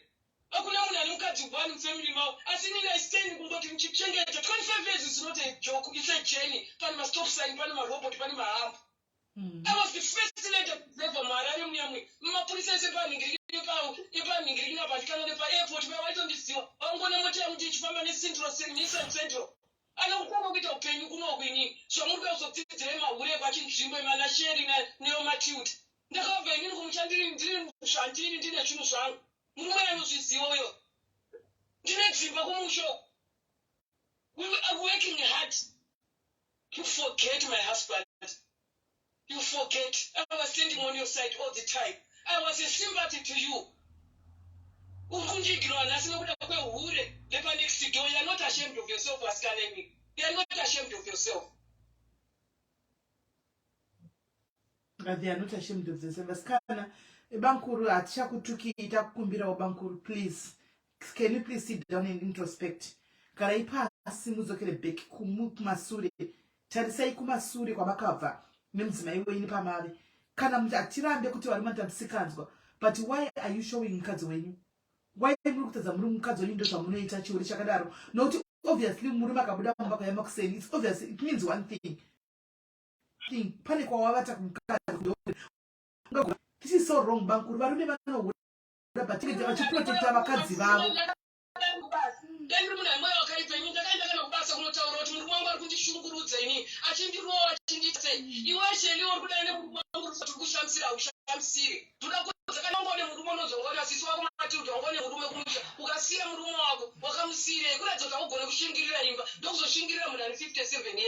Regranding no pension and Muruangu Muneshakanaka. Tifusirani Muwachakanaka Parazana Neru for Vanessa Mawogo. I didn't force that man to love me. True. Babatanacho, Italian Zamunu Kuru. Respect yourself. Be ashamed of yourself. The other two Mamun Kuru Signali. Be ashamed of yourself. So Famam Jidam to kill him, Jita Semti Teres and one any. Couldn't go to tell Murundi to the Bagata and Grigino. Could you not tell me? Checking around the wheel. Put an amount of way of questions and this was on the which don't fake it. Everything I don't fake it. Isn't you not saying any? She don't know staying away. She don't want to tell it to go to all of Mama. See what I'm going to do. Would a teacher or put your progress? And it's more than you become a project that you can go. My contract will be a power of swimming. Swimming as you are green. Never think you're swimming pool. Shelly, Najuta, Newacha, what you do not shall miss. Do come here, I see a 9. One piece with me, leave me. Musham just said, one wife, push one more. Murumangu push on the Nakata, but city and Motical. Murumachi push on the front in the Motical, so I do push on the Motical. The more of those Latinos who cotton, don't tell to Mariana schools. Good teacher and a shell, which got the Aranguini. You're going to pray. You're going to pay. Money numbers, what the question? Wakoma. Do I am that sponsor? Do not Mangu Musuki. You guys say you go through. That height for a long time, 3 years, not a job for 21, 22, 23. Last week in the Ramonal party up, but if I'm lying, say I'm lying. Ibaba batanatwa Collins nenda na Shelu taure kuti ndikunyeka ndakakona kukotiza nemotikari ndine gofini ngiri chimbo yesuruka ndikaruwa window kuti mota ine smash yekuti aipanike mawindow uruma kugona kana murume achigona mukadzoka ndiwo chazoita munhu uchiona ini ndichitambura so yofuma ndiwo chazogara naye munhu kana maona maneta neno iwe murume wangu ndakakudza kuti handiende kwahama dzangu akandita nzenda kwahama dzangu toda uchada murume akati handisi kuzogarura ndichada murume hama dzangu kuti ndizoti kuna Collins it's because of you hama dzangu kuti kwezoti kune mukadzi anonzi it's because of you iwe wenda unoita the right thing wataura ndikachamuda ndisokadai uzokuexposa pane vanhu kuti uende unotaura kuti hauchandida undidivorce. Guys, mirai vakoma. Guys, vana veZimbabwe teerai munzwe. It's easier. Kune vavo varitaura kuti ngavasiye murume uyu, it's easier kwamuri because hamusi mubhutsu dzamai afa. Dei manga muri mubhutsu dzaistole. Handika ndio vanoziva kwakabva. Ndio vanoziva pane feeling yavo. Ndio vanoziva kwavo. You can never tell somebody achinhu kuti regedza. Ani muri kunzwa. We can never advise such. The first question we ask today, pano munoda murume wenyu even now you can see kuti hondo yavo vari kurwira kumwe kuti adzoke back family yavo imire ite family imwe chete. Varudanisa nemurume wavo ari mumba. Andimaona. So you can never advise kuti siya murume uyu vachida imba yavo. Vakudze kuti inini ndakakuradzisa kuti imba yangu ndinofa nemurume wangu. Takaita kuti death till death do us part. That's what she's doing. What we can do is for us to support kumira navo decision yavo. Remember she's 47. Amon, taurai vakoma pedza ishenyu nhasi kana vapedza ndoda kuti muzo ndizevo vamwe mazera makuru kwamuri antika ma50 nemachi munzwo vese vanogona kutaura nepanyaya iyi but isusu tichatinga kuseri kuti vasikana ava tovaita sei kuti mboitawo zvimbodzokerawo bheki kwavari taurawo matsiro mhomho yeZimbabwe vanogadzira vanobatsira ndibatsirei I can't suffer like this ndakudze kwandakabva nepandiri nhasi handina kungomusiya takamira naye murume wangu kusvika pandiri nhasi ndakamira naye maschool fees yewana kuchikoro chekoga akapedza kwaischool kune almost ma80,000 isinobhadharwa mwana uyu achidya mari yemurume wangu vana vemaschool fees havasi kubhadharwa mwana wangu ari kuita pilot havasi kubhadharwa school fees asi kuti ndikangoda kuti nditaure naye murume wangu andinomba everyday na11 dzeusiku sheri kwangu senze kana mumba kana ari murungu ari munhu mutema kana ari ana ari kunzwa zvandiri kutaura anonzi sheri chinzvimbo ndiri kukumbira kuti that girl is an evil maybe vari kusenza mumba mwedzi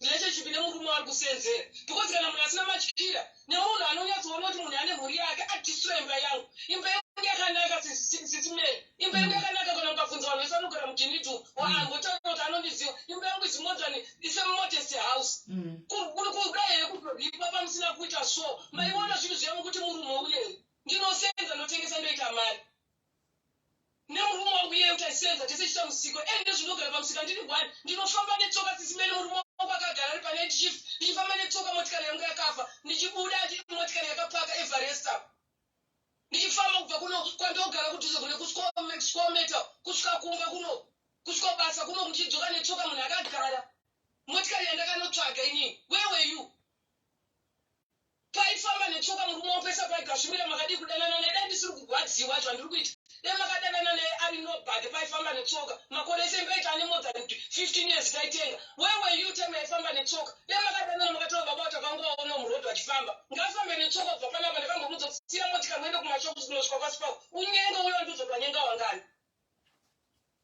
asi ngasakamisa motikari mukuona unotonyara kana kurwa kufamba naye Mary is going to say, oh, you are going to get a punishment, I'm telling you. I'm not going I'm a child of God. Which child of God you are doing the demonic thing like this? What a kind of children? You are Matilda, teacher, no matter. Una matachi, what's the man to go to church? Do not go expose of church. I'm not scared. I'm not afraid of you guys. I'm not afraid. And I'm going to go Mukatasa Magan to idiot. Muna no spelling, Muna Sagana went up with Koreans and Mungo Shore. Urundi Shore, Muna Panoti Tangana A, Navamuzo to Kushona no the A. E. I said, I'm going to go to Egypt, Gatitarago, Itamare coaching, they'll stop going. No to Munola Chabo Gone, Churunga, Uchikore, Unga spelling, but not Egypt, to go in to idiot in a show. There are no idiot in a show now. What to go to idiot, no Tabaguti A, Panoti Vanoti to Tangana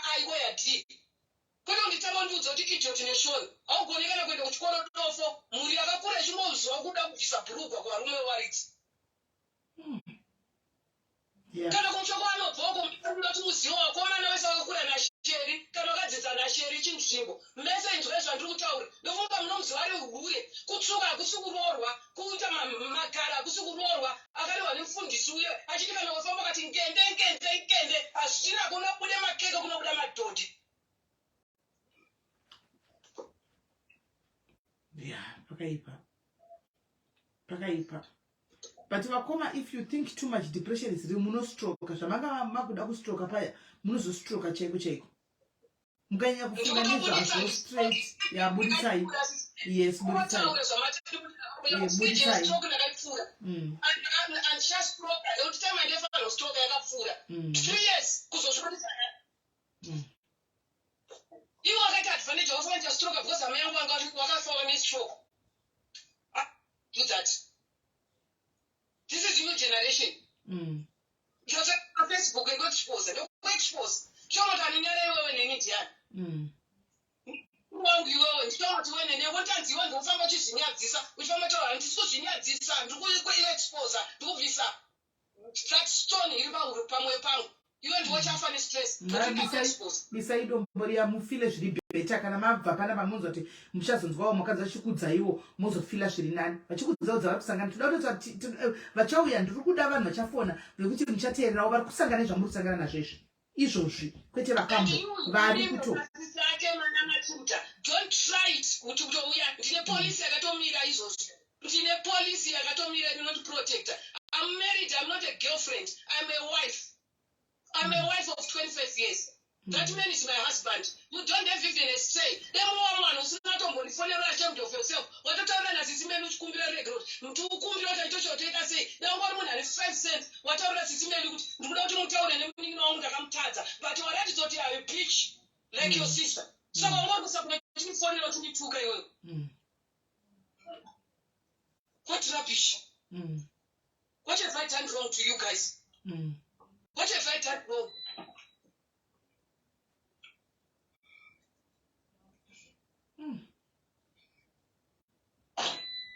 I'm a human being to what you want to get a hammer.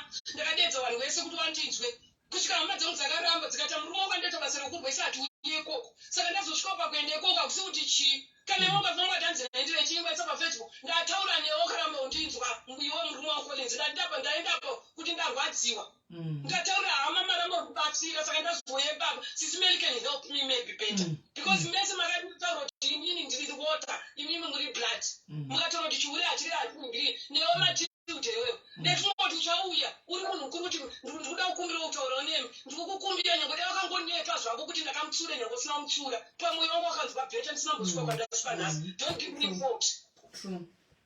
True.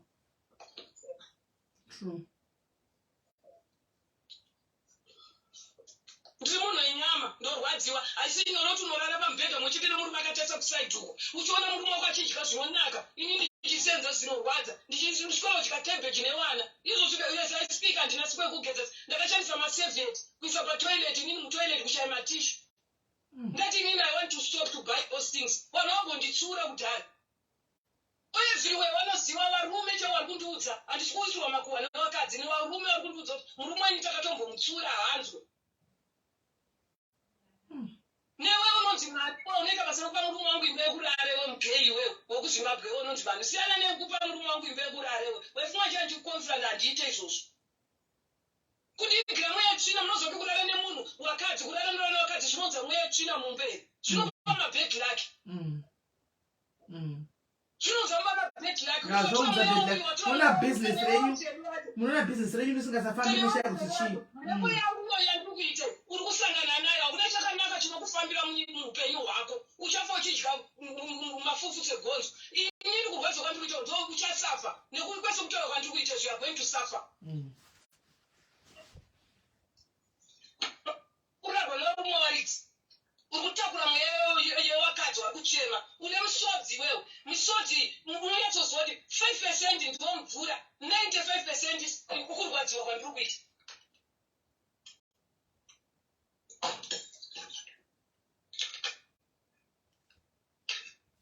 Mera ndisina zvawanda zvokutaura nekuti seshungu dzangu ndataura ndasvika pandasvika kana ana akandishora don't judge me because you don't have the shoes which I'm wearing how tight is it if you're in my shoes sometimes you will go usingazvitsetse nepandiri. True. So don't judge me. Ndauya kuzoda kuti ndizvikurure bhachiri kundiremera. Yes. Ndavazokurura bhucho dzirikundiremera kasi simeri. Yes. Muri wangu ndakataya kupurana kuti ngatitaurirane tisatabuda kunze kuti tisataurire vanhu. Ndasvika ndandiri munhu ane secret kana vanhu vese munondiziva ndogara muno munondizoda nditaure nemunhu. Rutini yangu ndichinoita nemotikari yangu chiva pabasa pandibva mondzoka kana panze pamba pangu chiva pane munhu anoziva kuti ndiri pandoziva nogara varungu. Nekunaka ukaita pamba pangu ena ndigare panze. Muri wangu aita advantage anopfuura nehure sheri uchipfuura uchiona pamba pangu iwewe. Urufunga kuchaita maiwe pamba paye. Realize. She's got a beautiful, very beautiful house. You never. Reso muno musaka kujimistin kuno. Ndatamudzwa nehure. Enda pane zvinondiita endi mesa munozonondita mundirwisa mundite sei. Varume vazhinji vatambudzika. Varume vakadzi vazhinji vatambudzika. Kuno kuvamba hure achitora varume varidzi. Kubva kumusha here kuyauzoraisha varume vasiri wenyu. Makasiya dzimba dzenyu kumusha mukatadza kushingira muchisiya varume muchitiza muchiva kuno kuSouth Africa. Memunoti kuno uchiwo mukaka here wokuhorera varume vasienzani vamuwana. Dako iwo murume wakamakasire. Murume yakagara asina basa ndikamira naye. Makadi kushingirira dzenyu dzimba.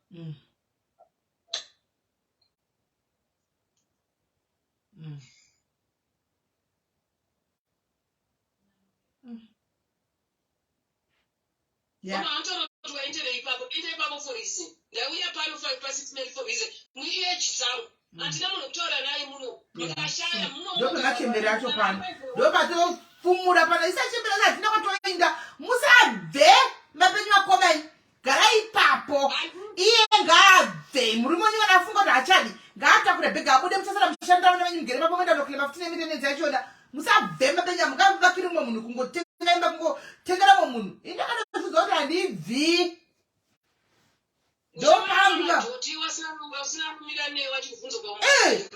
Imagine kana gara ipapo musabve muchibva muchindepi gara ipapo amutamakurosa yamwekwai ndamotanga kusvika murume wei garai naye makaorera batu zviende wenyu garai naye achauya chete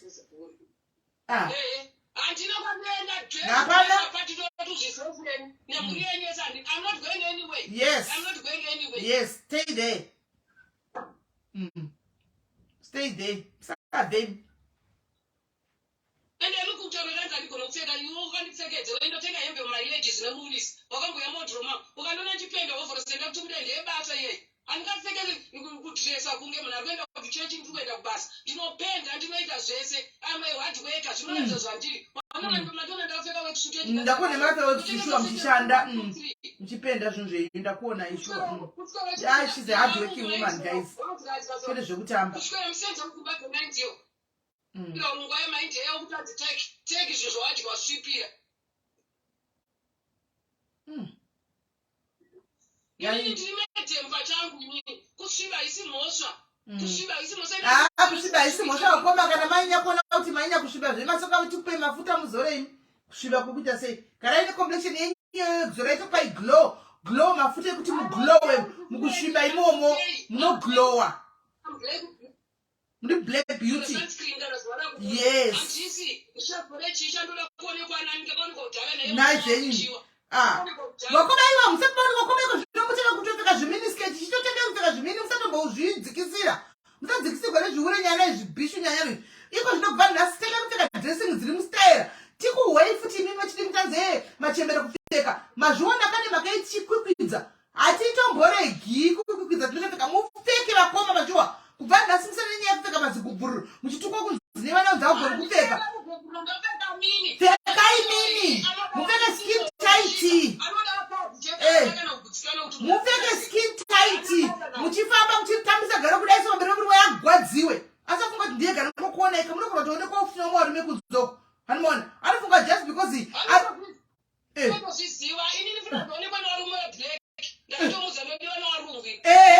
varungu straight yeah musabojairi gozi niwakomba kana nokuti chichichi ndosaka short pfekai skirt skirt pfekai trousers pfekai kunyatsori mutambise mune garo here wako mune garo here wako mune garo picture yangu iri papa ndiri pa Facebook ndopfeka sei ndiri kudhebeni kodito ndopfeka zvinhu zvendera nenzvimbo Mune garo here vakomba.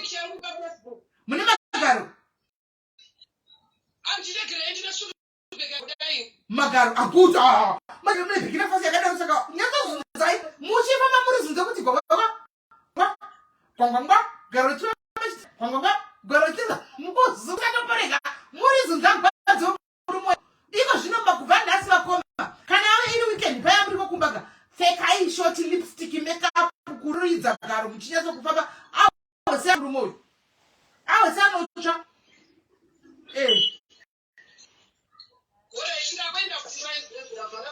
Mavara basa. Unokuma kana mututaura kana vashakumba mududza kana vashakumba gaitimbo muzokutedzera like timbo nedza vamwe vakuru vambotaura nemi. Vari pana. Ndari panofona weSL gaitimbotora. Ora ishamsha. Ora. Pana vari kufona weSouth Africa gaitori kuda ndo vana sheri vacho. Moro sheri? Chanel. Hello. SIS MELLY Marise. Mushe pise.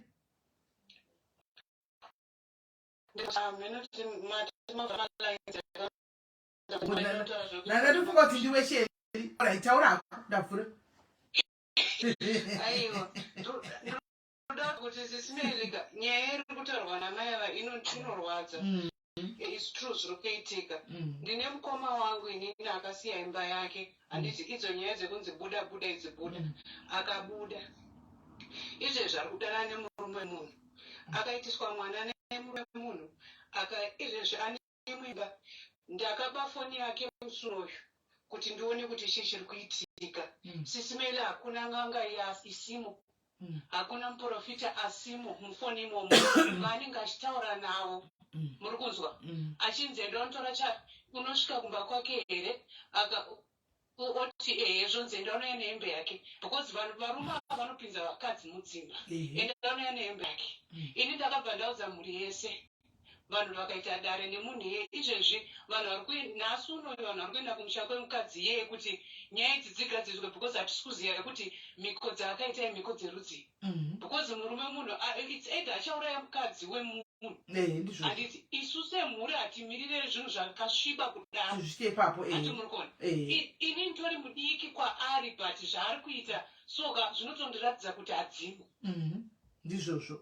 Hadzimo. Saka vanhu vari kuti move on chichi imbomirai zvavo vari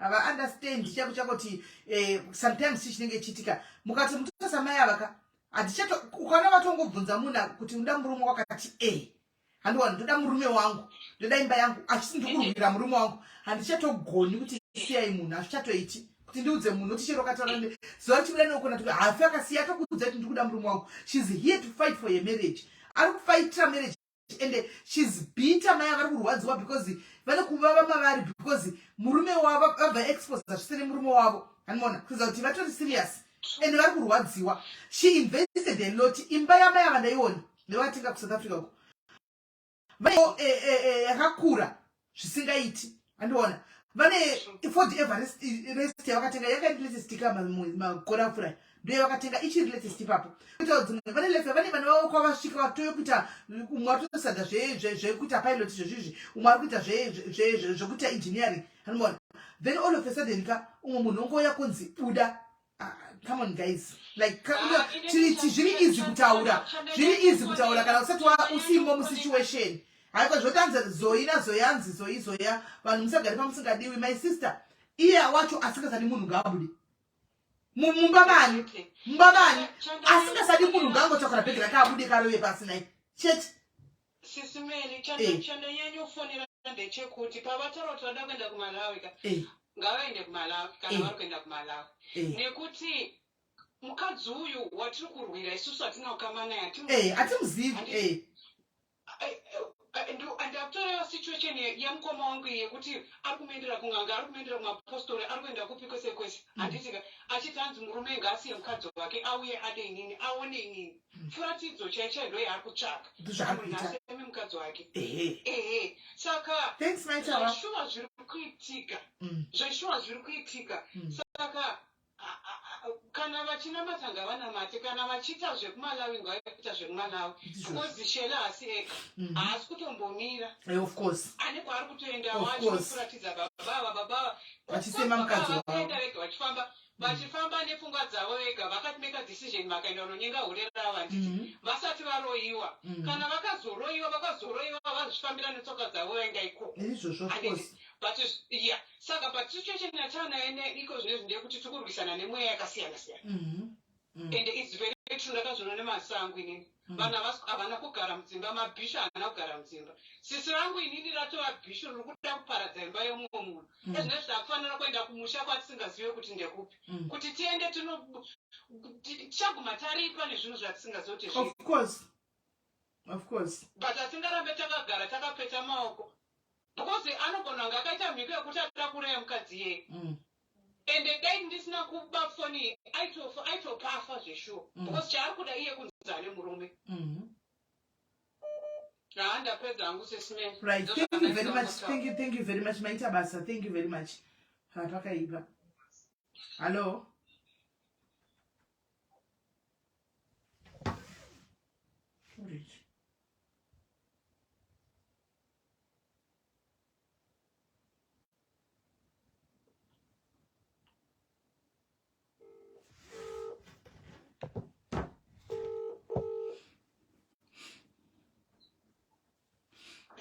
hello yes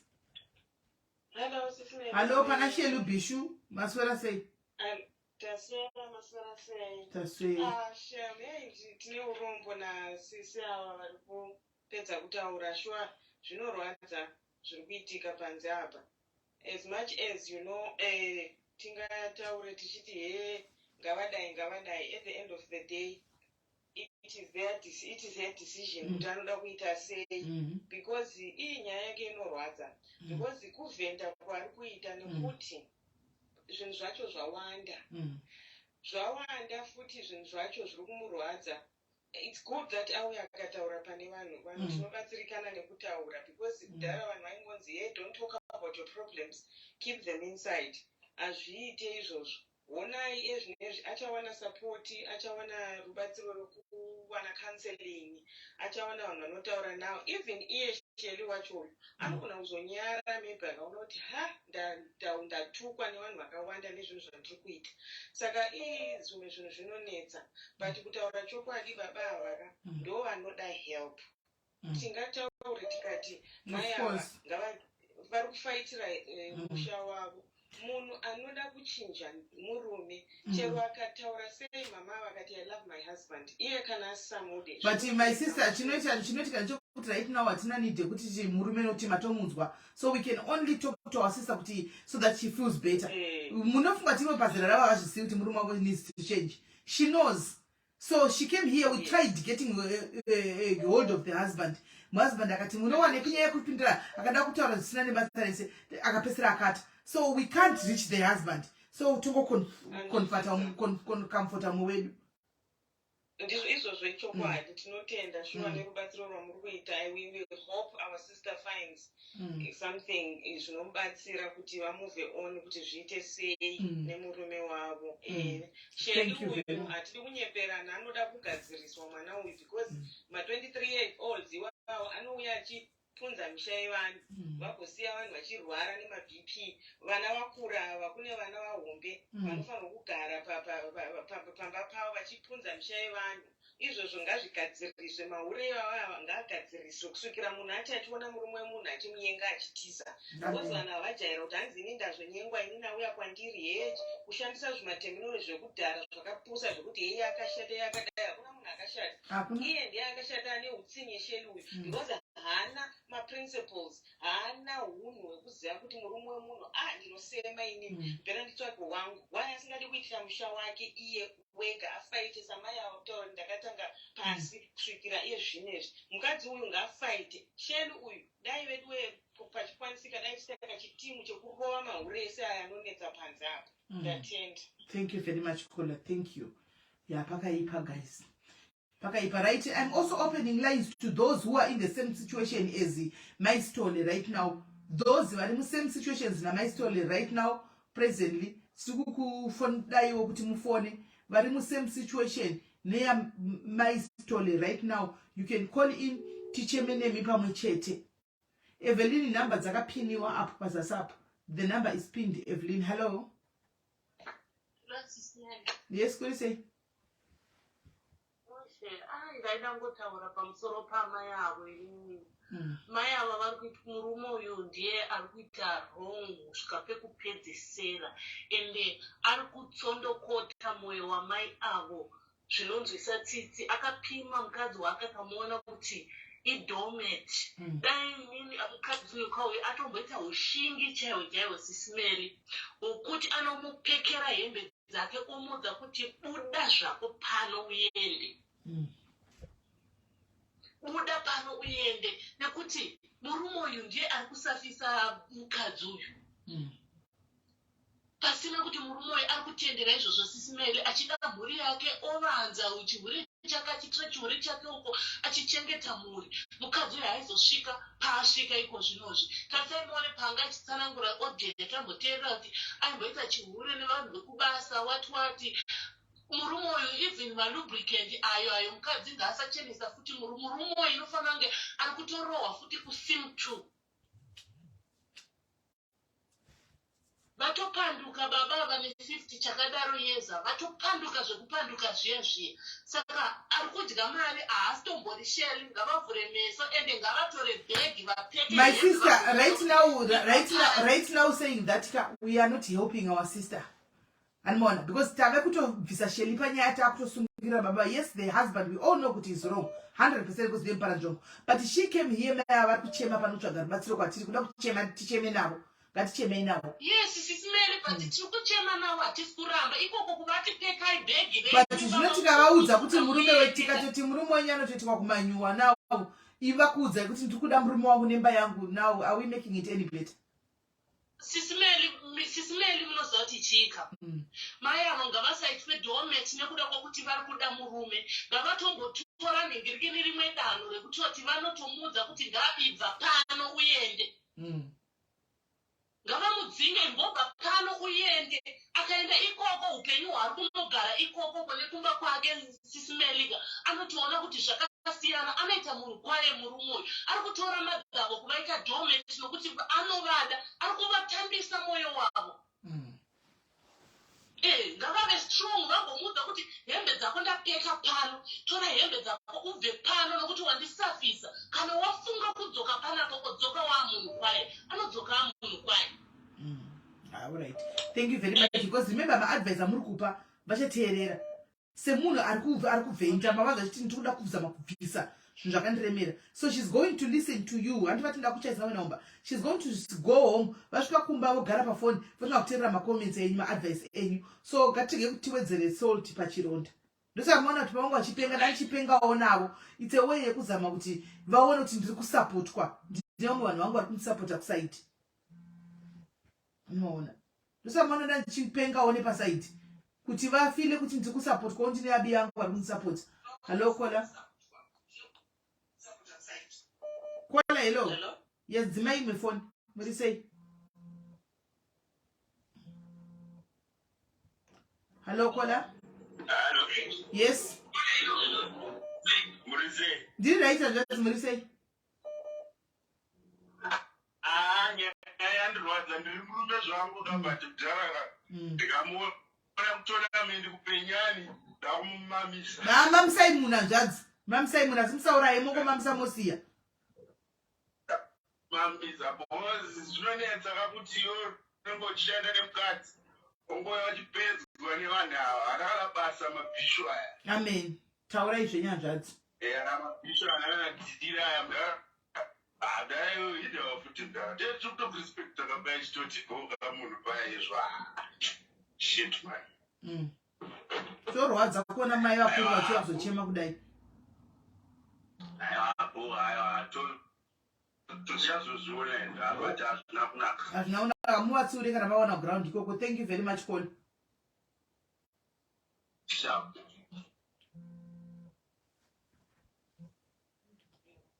Hello Kola. Hello Smell. Yes Murise. Ndinani zvangu makadise. Aiwa ndiri nani.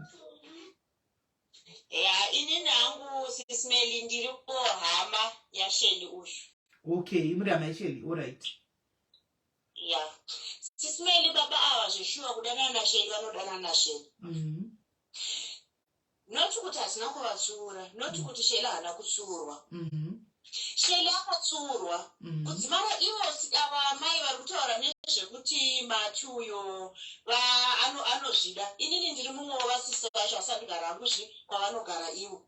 Rimwe dhei ndakatobhoenda kumba ikoko ndikaona vakapaka baba ava pageti. Ende zveshuwa vari padhuze nepadhuze namai avo. Andabvunza inini ndikati ko zvinhu zviri kumboitika bhosi baba vandinotovaziva bhosi ndakatombogara kuti miti ikoko.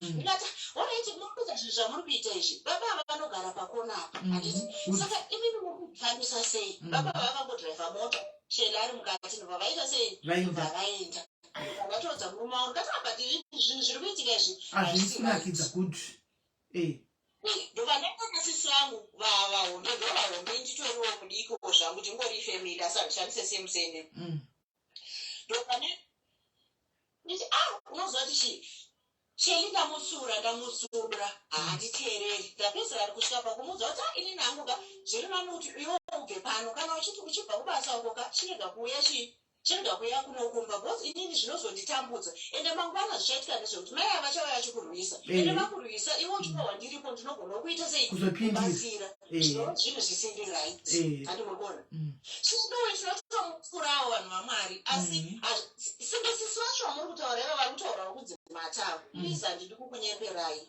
munhu anotozama kutsura ivo baba ava vakatombothupa zvekuti dai baba avariwo varikwanisa kumira vachitaura kuti zveshuwa sisi vacho havadi kundiona aiwa ndaiti pamwe zviri right handi murikuona iswa iri rekuti matiri ngavaipise sara Sheli nokuti ndiye munhu ndiye munhu akuita izvi oraiti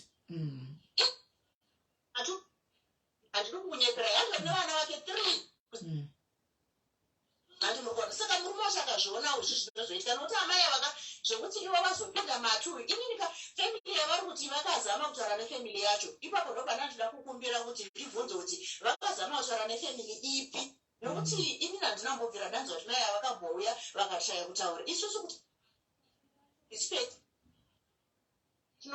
tinotaura navo nokuti isusu ndisori nemhosva ndizvozvo mune mhosva hamune mhosva regai ukaziva kwasa kundokupa namba dzamai ava then mutaure navo muvafonera mutano wapachikuru kuda vangafira upi aya munotanga mafona moona kuti mai ava notichii then kana vachisvikai mozosvika muiti zvekugara pasi hatina kutobvunzwa kana munhu wavakataura naye zvekuti ndingaitodawo ndiri mumwe wekutoti ndinotodawo kuti dai ndakwanisa kuenda murume wavarapa ini ndiripo kana Sheli vatotomudhodza toendesa woti baba avadhora zosera kudzokera kuna Sheli uyu aikunge vane zvavanopromisa handi muri kunzwa saka zvekuti hanzizonitibleme vamwe mazita ari kutaurwa aya inini ipapo ndobva ndafonera kuti ngavasablema mamwe mazita ende ngapasablema kuti family hanzi inozvifarira vanhu vamwari tese takaroorwa ini ndakatombozviitirwawo zvinhu izvi zvokuti murume wangu akatogwisa zvaakaita zvinhu zviri kuitwa but munoziva kuti pane imwe mumwe munhu mufamily hapana munhu asina munhu family yekuti leadership of the family handi murikuona sisi vangu ivavo vanototsiura zvekuti iye Sheli wacho munin'ina wangu kana achibudikira anobudikira zveshuwa otaura kuti sisi vangu vanotomutsiura asi anovatsamwira handi murikuona pane nyaya saka ini chandinongokumbira ndechekuti inini even nhamba dzamai avo kana vachikwanisa kuzokuti itoende tonotaura navo totaura aripo inini chisho changu chokuti dai vakwanisa ivo mai avo kana paine chinogadzirwa vagadzira murume wavo asi bhosi ndakatozofamba vakamira sezvitanzi akasi kutanga damai ava vakatombonofaita kudhuze kumafleti kusaiti kwavanogara nemumwewo munhu handi murikuona saka isusu tinokura chedu zvekuti kana ivo vachikwanisa ngavagadzire murume wavo bhosi ndopane problem even isusu Sheli akamusiya Sheli asati amutsvaga mumwe nokuti hazvijai aiwa regai atsvagake mumwe ivo vari kuchema naSheli panguva ino Sheli ngaasiye baba kutomutsura seizvozvo SIS MELLY hazvisi nyore kuti mapicha angozadzwa pese pese totozamawo nepatinogona izvo zvingazama kumufonera haana kukwanisa kuuyu foni yake yange ichimita ndizvozvati adzimere nokuda kwekuti anozvati anogona kufonerwa anoti sure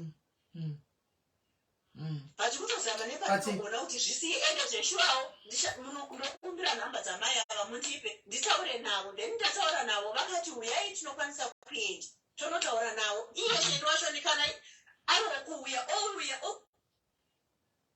tinonokumbira uregerero kuna mai avo even ndikaenda unokumbira uregerero vanhu vacho vanogona kuramba vachidanana kana ndiri even ndakumbira uregerero right saka chiri kuzvisa kuti tikwanise kubreaka avanavo kuti vasiyane zvinorwadza iye keko iye shendi wacho namwana munonyanya nezvivindi vediwe dhara yeyuyo vediwe 23 years nedhara irori sekuru vake vavo anototsiurwa but kuti sisimela ndisi pane pamwe pekuti munhu anogona ngachivimbiswawo zvesho sotoda kurumbidza mai ava kuti pamwe vane mari dzinobuda pane chii iye angotora advantage kuti pamwe ndo zviripo handisi kutaura kuti pamwe imari zveshuwa iri but pamwe ndo zviripo zvokuti anenge achinopromisa kuti woti inini vinhu wangu murume aita seizvozvozvo ndikabata girlfriend inenge ichipromisa kuti asiyana naye uyo ndokupa mari dzaunoda ndokuchengetera vana vako votoramba vachikontinue sekuru vane 57 years shelule 23 vazoonekwa vari vese vazoonekwa vari vese but inini chikumbiro changu sisimeki unani murume kunyarara zvavo zvautora tumati akavatukaga inini handifungi kuti ishuwa zvokuti mati wacho dai anga ari bezve zvari kubasa dazvo asina kubatika dai anga achikwanisa kuzvitaurira egani ndatomudza ndikati arigedza nditsvage nhamba dzasisimeni muite sei mutaure navo muvaudze mutaure saidhi renyu kuti imi makazama nepamunogona zviri kuramba but tafara hedu atleast tafara hedu kuti kwauya one hama yataura zvinhu zvine sense tikudzwa kuti no takazama tikutozama wedu atitozvidi we are so happy haiwa tafara tazvikava ipapo tozama nepatinogona kuti zvipere asi kana vanhu munozati pavanhu tovadanana zvinonetsa kuti zvonetsa ndizvozvitosvikirira ndizvozvo aiwa ndafara ndafarakushingirira kuti vasiyane hatitozvidewi zvikuti inini pandiri pano ndine murume handiti ndikazviitirwawo ndinonzwa sei ndizvozvo zvinorwadza ende mai ava munhu mukuru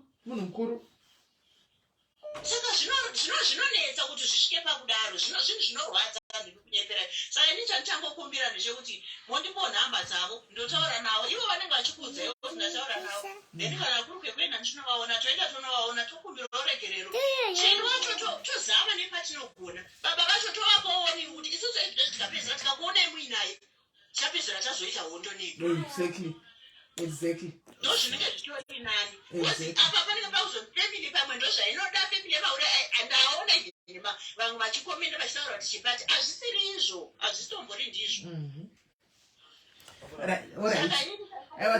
saka nhamba zvavo kuseri then ndotaura navo alright pakanaka vaita basa kumaindigaitizwa mafona chakawandisa alright sisman pakaipa aikristi hama dziri kutaura kuti no we are against it anomaona ndo pandangofara hangu hallo dia Hello, sisime maswera. mushe muri sehanzvadzi Taswera sisime dangotaura ini zviri murume ndarwadziwa namekuru wangu nemukoma wangu zvaari kuita. Asi advice yandikatopa hangu murume asati abhiyo ndekuti agadzirika anogadzirika bhoza achikumba zvanga zvidiwa amegurawo bamukuru mukoma wangu. Apa uda inonzi tough love. Tough love ndekuti vanomboshinga kuita gamba chairo. Kuti murume achisvika bhegi rake rakangoswa pakona. Kutora bhegi rake kurowe pasi. Anogadzirika murume achiright. Angoda tough love chete. Bhoza maigurawo da murume wavo havasi kwanisa kusiya. Saka angoda kugadzirwa bhegi rake achibva kubasa. Tora bhegi rako enda kune munhu wako. I think ndo zvinotosenza. Panobudirira ipapo. Kana sadaro hazvibudirira. Right. Thank you very much for this class. Thank you very much. I think right now we're on way or going back home. But I think I'm agreeing with what kuti parikuda tough love vambomira stele kuti buda munhu ngaabude aende ambobuda aende tigonzo. Hello Panasheli. Hello sisime. Yes murise. Ndipo zvakataurwa nababa vaka ingori nyaya yekuti amai vanoda murumewo but zvakataurwa nababa nezvambotaurwa nasisi vayo kuti vambodzingwa pamba vamboenda it's a good idea. It's a good idea. Tikuzvinzwa kuti vanovada but vakambovadzinga vanoita munhu variko vatinotoziva vakatomboenderwa nevarume vakatozodzoka kungoti zvaapasocial media tizoziva kuti murume achafira sei but akambonzi enda vasanyanyopinda nemwoyo wese vambomuti enda vachimuda vazoona kuti haadzokeri. Right. Thank you very much, Kola. No contribution yangu chete. Thank you very much, my sister. Right. Saka muri kunzwa vakoma muchaziteerera nyatsoteerera munzwe hanzi vave 3 iko zvino vari kuti imbomira ino kuti mbomurongedzerai abude amboenda unogara sheri wacho apedze shungu agozodzoka. Hello, Kola. Hello, SIS MELLY. Yes, muri sei? Handiraiti zvangu ndinoda kungotaura nyaya maya shuwa zvinorwadza shuwa chokwadi zvinonyatsorwadza ndakambodarikawo napo pakadai kozi chinonetsa nowadays kuti uti murume anyatsofunga chaiko chaiko panonetsa kozi vakadzi vazhinji vari kushandisa mishonga. Okay. Hatingamboti kutocherwo cherwo kazhinji murume anonyatsoziva zvanoita anogona kuhura akadzokera kumba kwake akaziva kuti une mukadzi nevana 20 years kana 25 years uchigara nemukadzi unongochitoziva kuti mukadzi wangu nevana vangu asi kana njere dzikabvisa ipapo nemusikana kozi musikana akadana nemurume munhu achinyatsoziva kuti murume wemudhara ane munhu wake ane mukadzi anenge aine mwoyo wekuziva kuti kune mumwe mukadzi ini ndiripo pakungodya mari kana kudana nababa but musikana anoratidza kuti nayewo pane zviripo zvaanoita. Vasikana vamazuva ano ava vanoita chero chipi chavanoita kuti vawane mari vaite zvavanoda vachirwadzisa munhu zvinhu zvinorwadza izvozvo. Kana neniwo ndakamboshanda nemurume wangu pakambani yanga yakazara vasikana vekuLesotho nevekuZimbabwe Malawi vose vemunomu ende vanachitokudza kuti hatigezi nemvura tinogeza nemishonga ende murume ega ega anenge angobva kuZimbabwe kana Malawi kana kupi anongosvika achiwira kana asingatozivi kunamata kuti Mwari haakupedza nguva havasi kutamba vanhu vacho shemu kunyange vakadzi munhu havasi kana kutamba mishonga iri kushanda nowadays vakune vanobhilivha mishonga yacho kozi takatozvionawo zvichitoitika ende inini laki ndaitoita zvekurota kutoratidza munhu kutorota ndomubvunza kuti ko mukadzi akadai akadai kuti ai kurota kwako kwenhema 2 days handipedzi ndendamubata mudza kuti uri kuzviona asi anenge amboramba but ndichitoona kuti zvakaoma pakaoma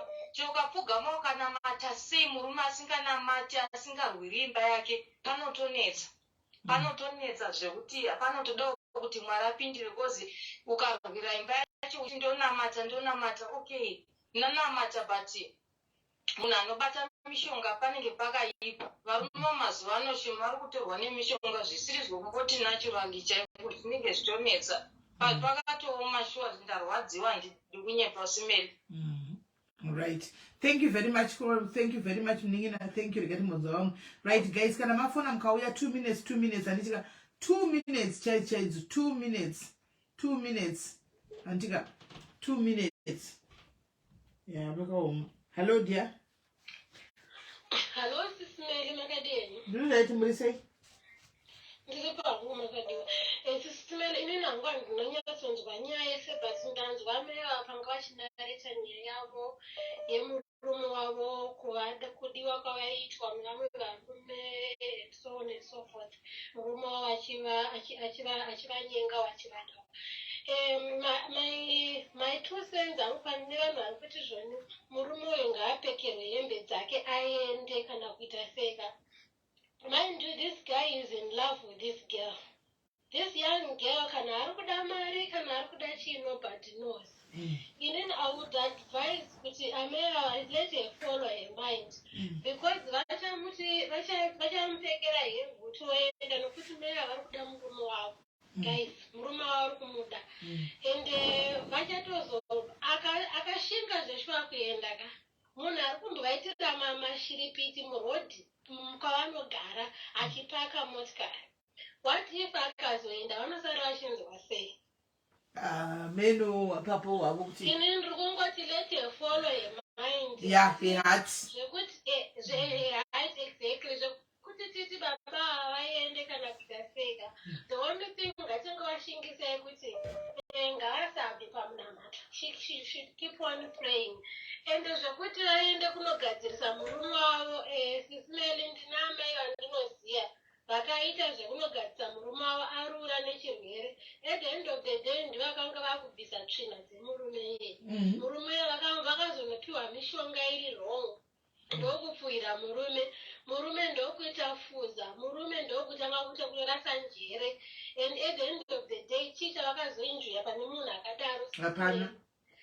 Hapana. So inini maadvice ndeyekuti mai ava ngavashinge vachingonamata and vasanyanya kufocus too much on this guy. Kana auya ivo ngavachitanga kutoita zvinhu zvavo semunhu asina kumbotamba umhandara hwake. Zvinezvi vana vavo vakura ngavachingoita rimwe life yekuti kana kuritori kuenda kumaklabhu ngavamboendawo because havana chavakaona muupenyu. Munhu akangotorwa akangoroorwa akaita sei akanoita life yakanaka. But now it's a time to enjoy yourself. And vambokanganwa kana kutomboenda kuholiday kana kuita sei vachirwadziwa vachichema vari vega kwavari. At the end of the day vanoita pick up and she will start moving. Zvekupfuura murume, not to that. Zvekuti vamupekere hembe vachabude, not to that, because vacharamba vachirwadziwa. Ndapedza hangu sisine. Thank you very much, Kola. Thank you for your contribution. Hello, Panasheli Bishu. Hello, Panasheli. Hello? Yes, what do you say? Yes, mushe muri sei? Mushe. Kurwadza na advice yandikangovape ndeyekuti vanhu vakutaura kuti ngavasiye murume aende, that is not an option, that is not a good advice, because remember kuti mai ava vakada munhu wavo ende ndiye munhu akavabvisa umhandara, not kubvisa umhandara zvoreva kuti you are stuck to that person, but I think kuti vane rudo, genuine love nemunhu wavo. And number two, vasikana vemazuva ano vari kubata mishonga, because if you look at it, munhu haanganopedza mari kuhure oregera kubhadhira vana school fees. That is not normal. Vana vako vawakazvara vofuratira vana, that is completely not normal. Ndopanoshandiswa mushonga nanavhiro nemusikana nashero. So ndiri musituation yakadai kudaro, vasikana ava vanoshandisa mushonga sisiri. Utorimo. Hangu example ndisingapedza hangu nguva yakada kungofanana. Inini I got married now gore rechi 19. Before I got married, zvekuti muri kudanana and then wakuda kutoroorwa wotoona picture yemusikana murumbi yemukomana wako, and then ungokubvara kuti ihama yangu, you know, when you are still in love, and then vanangozvibrush off, and then next, and then taroorana, and then ndatanga kuzoona picture yeye, and after that picture vandambozviignore. Next vandasanga kuona maconversation vachitaura, and up to date I'm telling you ndiri 19-year marriage nemurume uyu. That girl angari ex wake, she got married kasi vachiri kutocommunicate, vanokutocommunicate zvekutoona kuti baba vanotongosvika panguva yekusatondiona vachitonzwa kana kutodokwairira kuti dai ndina ex wangu, ex ane murume wavo ane murume wake. So what I'm trying to say is zviri paviri vanhu vechirume vari anogona kunge akatodyiswa, and hanzi murume akazodyiswa namai vakanodyiswa nehure or anodyiswa nemukadzi wake. So I think ipapo pane kudyiswa kwakaitwa nemusikana uyu, because hazvisi normal zvekuti munhu anospenda mari oregera kubhadhira vana school fees, vana vachazokuchengeta mangwana.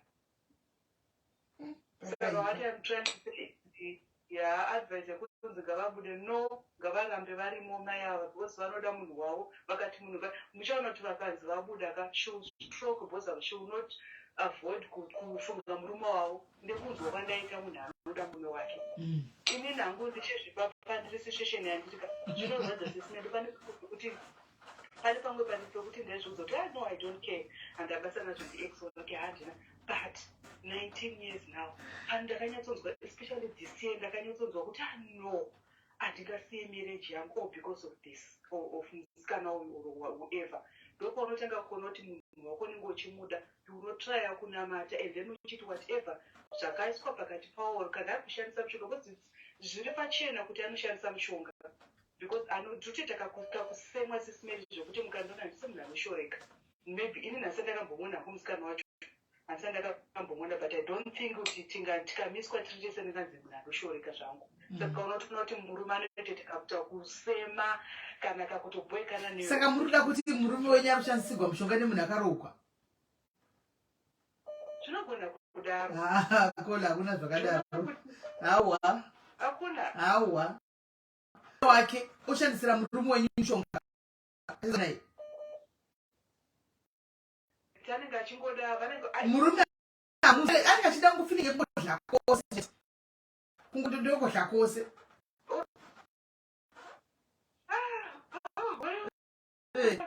But what I'm trying to say is I understand what ndakanga ndakatobvita musituation kuti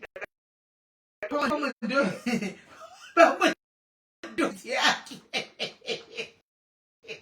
Hola, mama ndosome yake. Ndimecheka ndi zvinonzi marriages wechapekanaakaroka wobudere.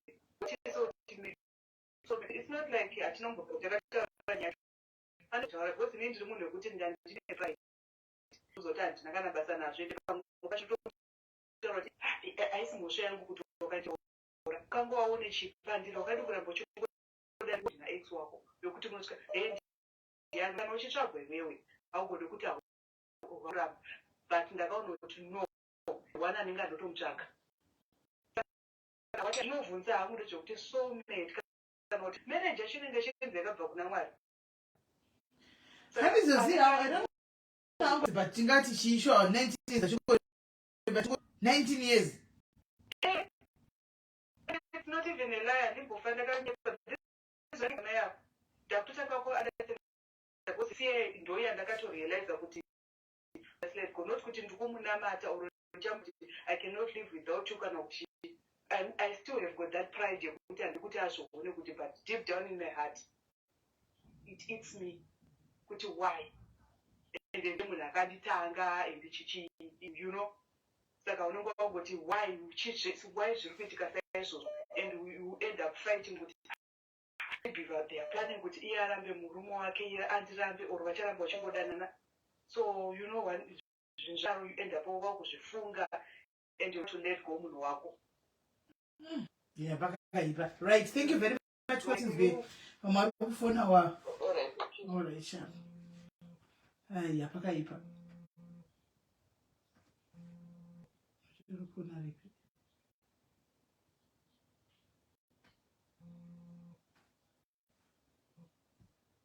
Hello.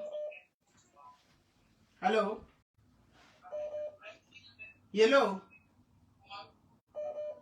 Hello. Yes, caller.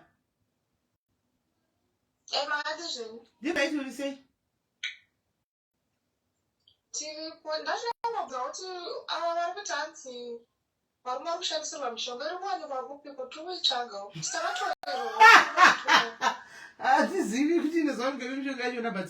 People tend to think with him mshonga pamodzi mungapa ne pastor na mshonga dzimwe mishonga imene ngestor na mshonga koma munhu anenge angova no soulmate yake nga pamba manje zvinonzi kana vana soulmate awo mudzimbo ndo kana vana masoulmate mudzimbo ndoshati wedhomete inobva kuti because vanhu vakaona soulmate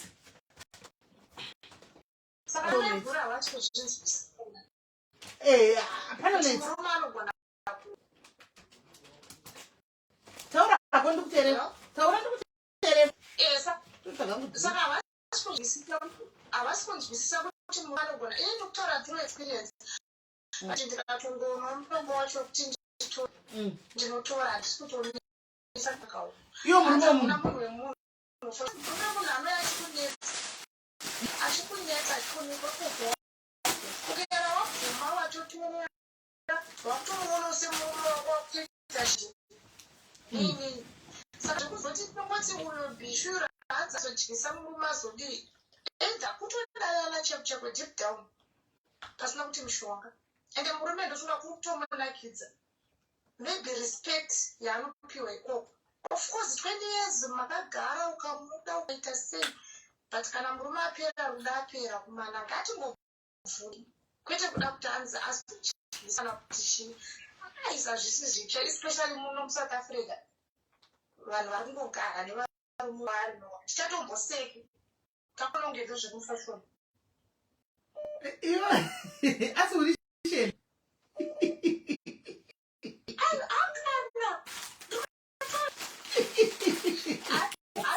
ndinomusapota hangu bhosi ndakatorerwa but zvinezvi ndamusituation yekutana nawo ende ndikamuwana anotorera ndotorawo ndosvika kupesina murume akuti utorawo manje mekuru wakunzwa asi vari kuya kuzokutukira panapa inini wangu akaenda sikaenda tikatanga akaziswa negirlfriend ndosaka arora izvo kuponongozvidangana zvakaoma nozononota kapani ora tiri bore katizomutonzichi alright hazvipira kola hanzi inini ndikatomona nditotora bhuku zinongo akaenda tichati hallo kola mushe kanjani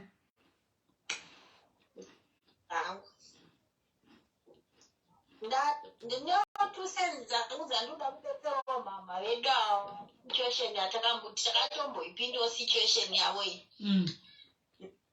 number one problem murume wavo ndiye ane tsika yekuenda kuasikana achinoita kuti vasikana vadzikisire mukadzi wavo kusvika last number iyoyo murume wangu akamboitawo girlfriend yake akaita aita girlfriend yake mai mwana ndio zvazvo kuti unomboda nhamba yakanyorwa kuti makanika yombonzi Jose yombonzi ani handimozviona uchiziva kuti same number kuguma nhamba yango pajekerere then wazosvika panguva yekuti womufonera musikana waya why are you doing this tiana nemurume wangu munhu obva akudzi ati hai ndezvekwako iwe iziva zvekutsvairamba nekusuka mapreti isu tinovachengeta varume vatichivapa zvese zvavanoda alright foni yanga iri paloud moziva ndakafona bheki ndikati kumusikana waya I'm very sorry ndiregerero nekukufona kwandaita and everything I'm very sorry pandakata foni munoziva ndomusunga vakarambana iwe achizondudza ake murume wangu izvozvizvi kuti ndomusunga vakarambana because ndakasvika pakuona kuti problem haasi musikana problem murume wangu ndiye anoenda funga ipopaya pavanenge vachinakirana vayobva vatati asi mbuya chakazodai hanemubhedha iwe ndounogona iwe ndionozodai handimozviona saka ipapo ndopanoa simba raiyeushe rekuti anotuka mai vava kuti idiot because anenge akatoudzwa uidiot hwese nemurume achinakirana achibatana maoko achiitirana zvese ndopanonodzwa kunzi my wife is an idiot handimozviona so murume wavo ndiye ane problem hombe isingaite yekuti akadzikisira mukadzi wake kusvikira last number yekuti sheri akabvaona mukadzi uyu kunge pasina chunhu but at the end of the day baba ava mablessings avo ari pana mama ava ende mama ava vari kuda murume wavo nemwoyo wese ende inini advise yekuti musambosiye imba yenyu rambai makatsika ipapo makashingirira hazvina kwazvinomboenda angori maruva angoblumawo izvozvo achangoperawo sizeni yavo ichapera ngavarege kuenda futi zvekun'anga ngavarege kushandisa mushonga mwari haisi benzi hakuna chinhu chinokunda mwari pasi pano ingave n'anga yepasi pemvura ingave n'anga yemuchadenga chinhu wani chine simba ratinoziva risingachinji kusvika ameni ndimwari ngavarambe vakapfugama vachinamata kuna mwari wavo one day vanodzoka baba yavo vachizokumbira mukadzi wavo ruregerero handimozviona saka ndo advice yandingorona kuna mama wedu kuti continue praying namatai ibvi munamato makadaro muchingonamatira murume wenyu kuti mwari chengetedzai murume wangu ari ikoko mwari komborera one day zvinopera izvo because mushonga unopera unoexpire mushonga ungava mushonga wakuti vanonoutsvaga kumalawi kana kunigeria kana kuamerica mushonga unoexpire asi simba ramwari hariexpire iye mwari akambogwaisa pamereji iyoyo iye mwari akavasusukidza zvese zvavati vakaachivha zvese semumwari yemereji yavo iyoyo mwari akambogwasi vachichema kudaro one day zvinongoputika zvese zvopera Okay, thank you very much Kolako. Thank you very much Makosa chawandisa. Hey, right ndakuti 1 minute Makosa chinawandisa yo. Makosa kwanda kudai. Kutakuzadza Makosa kudai. Imikai. Kutoda kuritena big Makosa.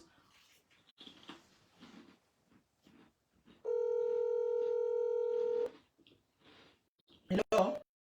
Yes, Murisai.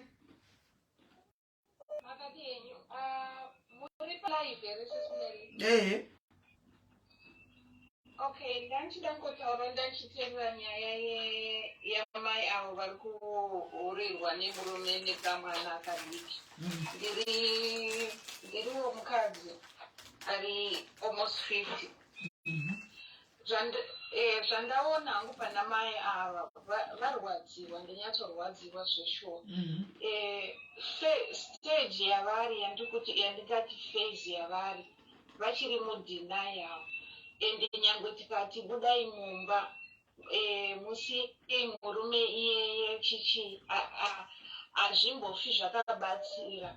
Kana munhu vachazosvika pakurealiza kuti vari mudomestic cycle of violence. Inini I hope kuti vachazobuda mumarriage ndo zvandinowisha zvangu kuti vabude.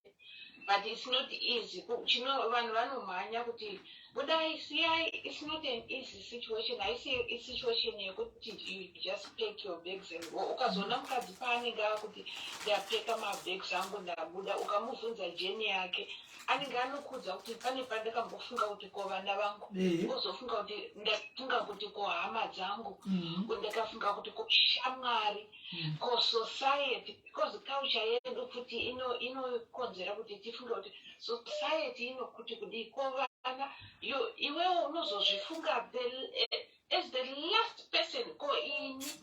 Saka havasati vatombosvikapo amai avo vachiri kure.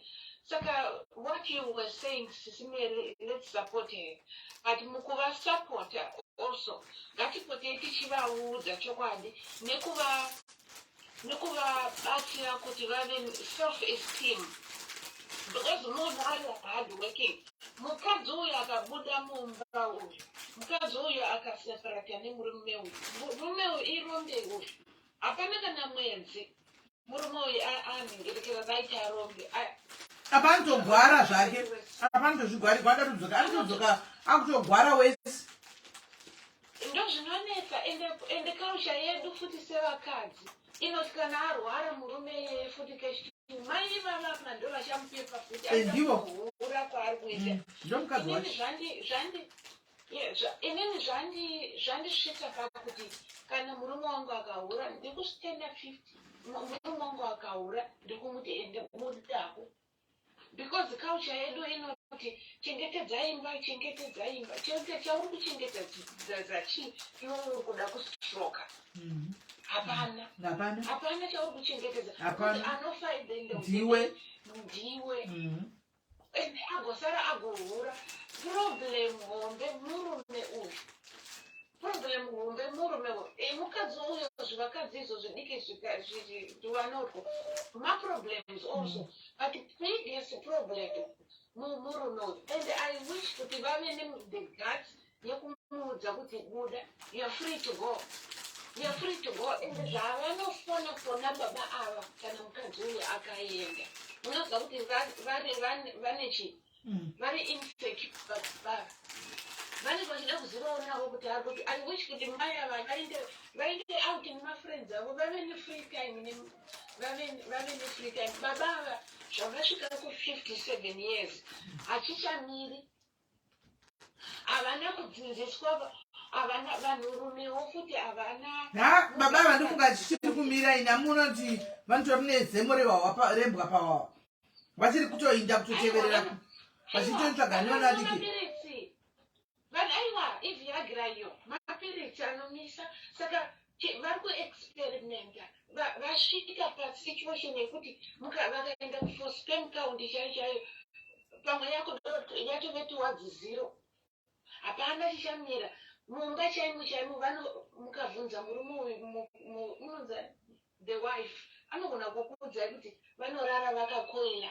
Why? Because pamwe havasi kuziva zvokuita nesituation yavo because vave 57 handiti havachazivi ndosaka vakuenda kuvana vari kupisa but kuti vakwanise kuenderana pesi nemwana ari kupisa uyu vanotomwavhiyagira kuti vagonogona chaizvo zvimwe ingaitwa relationship yekuti mwana anoshandisirwa vhayagira saizvozvo ndo yari kuda mwana wacho sheri wacho kuti anoshandisirwa vhayagira muchaona mai ava vakanyatsoinvestigata vachonoona kuti mababa ava vanoshandisa vakasashandisa vhayagira vanoshandisa something to help him kuti irambe yakamira because kamwana kachiri kadiki but atori problem neeji yavo havachazivi eji yavasvika iyo havachazivi zvokuita havasi kuziva kuti chii chakuitika neinjini yavo isisashandi. But inini I wish, hello? I hope kuti mai ava vachasvika pakupora and I big hugs kuna mama avo. Vachasvika pakupora vagomira vagoziziva kuti ndiri mukadzi vagoheva that courage yekuti she can even live better without him. Okay. Without him. Mira ndibobvunza question. Muda uzati varume vasva kuma57 vanenge vasina power. Mati? Varume vasva kuma57 vanenge vasina power. Vamwe vanenge vasisina. Inini zvandakaona waindibudaro sisimele. Kubasa kwangu. Ndakaona pane vamwe vanhu because andambonzwa hangu kuti vachitaura kuti kumashure kwaihura zvakatangira. Pane vamwe vanhu vandakaona about 4 vanhu vandakaona vandikutaura ndichifunga nezvavo 4 vanhu ivava vanhu I was looking up to these people. Unoziva kumabasa vanenge vari your bosses handiti character dzavo zvavari unongochiti ava ndibaba handiti ava ndibaba vasvika kueji iyoyo sisimeli vakuda kunoritaya ndiri kuUS kunoritaiwa kuma62 towards retirement wona munhu uyoyo akunzi ane girlfriend.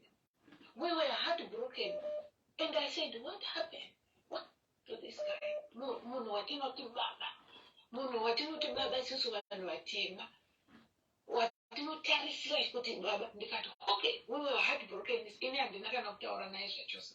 Then another one age iyoyo same age iyoyo ndione and unotoona pattern yevanhu ivavo not everyone not every man. Murume uyo ari pacrisis uyu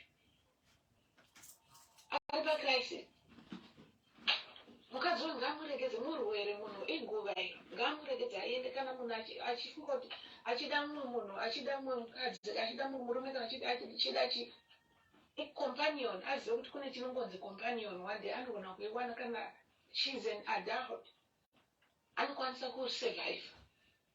Varume imbwa mani. Thank you very much Kola Wagoma. Thank you very much. Vakatsamwa komanzi varume imbwa mani ndo closing statement ravarova baba. Hello Kola. Hello. 2 minutes Kola under 18. Okay, Sis Melly, ngizakhuluma ngesindebele just so that I'm that. Indaba kamama lo nxa ele problem enje I will tell you from experience. Umama lo ufuneka ahlale lo mkakhe phansi athi zwana baba uyahula ufuna ukuhula kumbe ufuna ukuhlala la. Mina sengenze i-decision yokuthi angifuni ukuba semtshadweni olokufebe obunje okungala respect. So mina sengizitshela ukuthi eyami choice ukuthi hayi sengiphuma emtshadweni. So wena nxa ufuna ukuya ehuleni lakho phuma uhambe.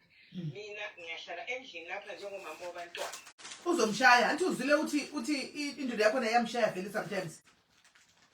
But lapho nxa ukukhuluma lokho sisingeleke sokufuna ngenise whether abantu abadala like kubizwe sibili idaye labo malume labo aunt ukuthi hayi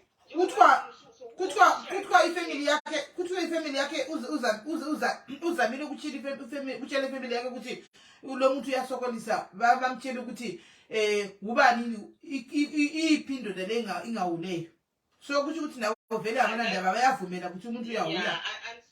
Unfortunately, that's the problem families because if you have families principles morals are right, they will agree to have that meeting.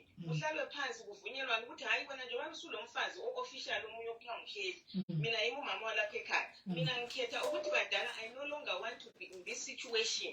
So ngithi ubaba kahambe ayohlala nohleli. In the meantime esadecide ukuthi ufunani. Ubaba lo uzameka i-decision ecacileyo ngaleso sikhathi because umama uyabe semfake eboxini ukuthi no mina angifuni ukuba seku-marriage le. So ngikuba i-choice ukuthi either hamba ohlala nohleli or ulungisa umuzi wakho. Mina indlela ngiyibona ngayo vele mangamnikeza le choice uyazi ukuthi ubaba lo uzenzani. Uzophuma ekhona kusheli but lo mama lo angeke ahlale ayazi ukuthi indoda yakhe vele ayikho unomunye umfazi angeke uzomlandela. Yeah, that's the problem. Uyamthanda too much lo mama lo uyayithanda indoda yakhe uyamthanda too much. But uthando luzabonakala when he makes a choice. Angakhetha ukuthi uyaphuma uyakusheri official.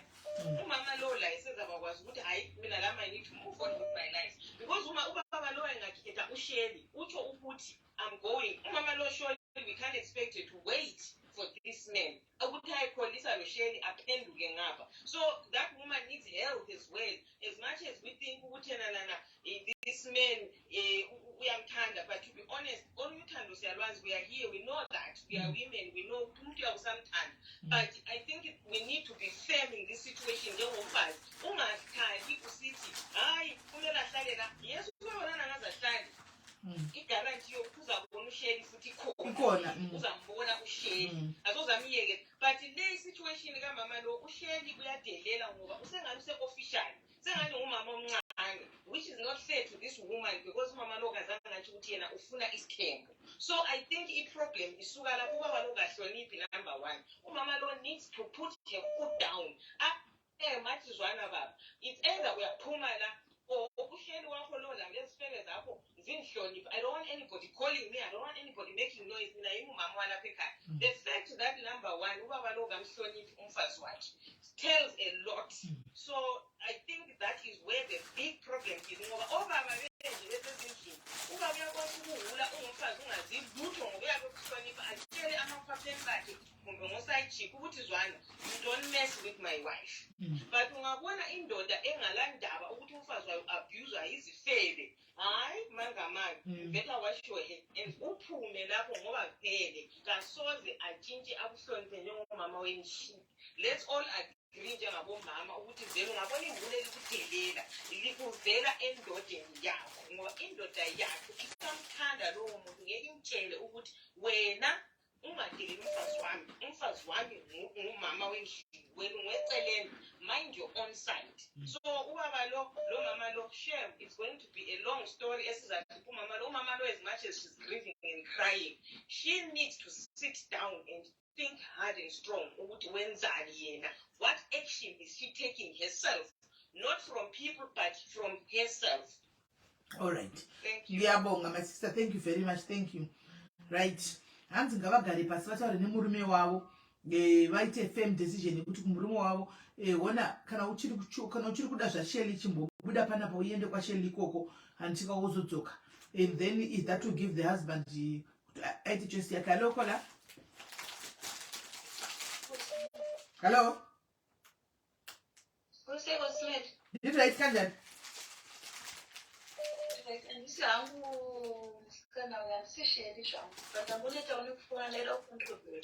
Go ahead.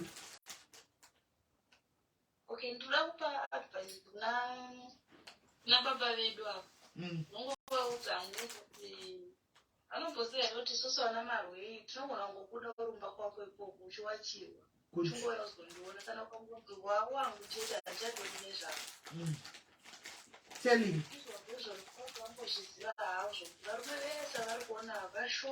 Maybe 1% service na girlfriend. Vana girlfriend but avaonererwi sezvavari kuitewa.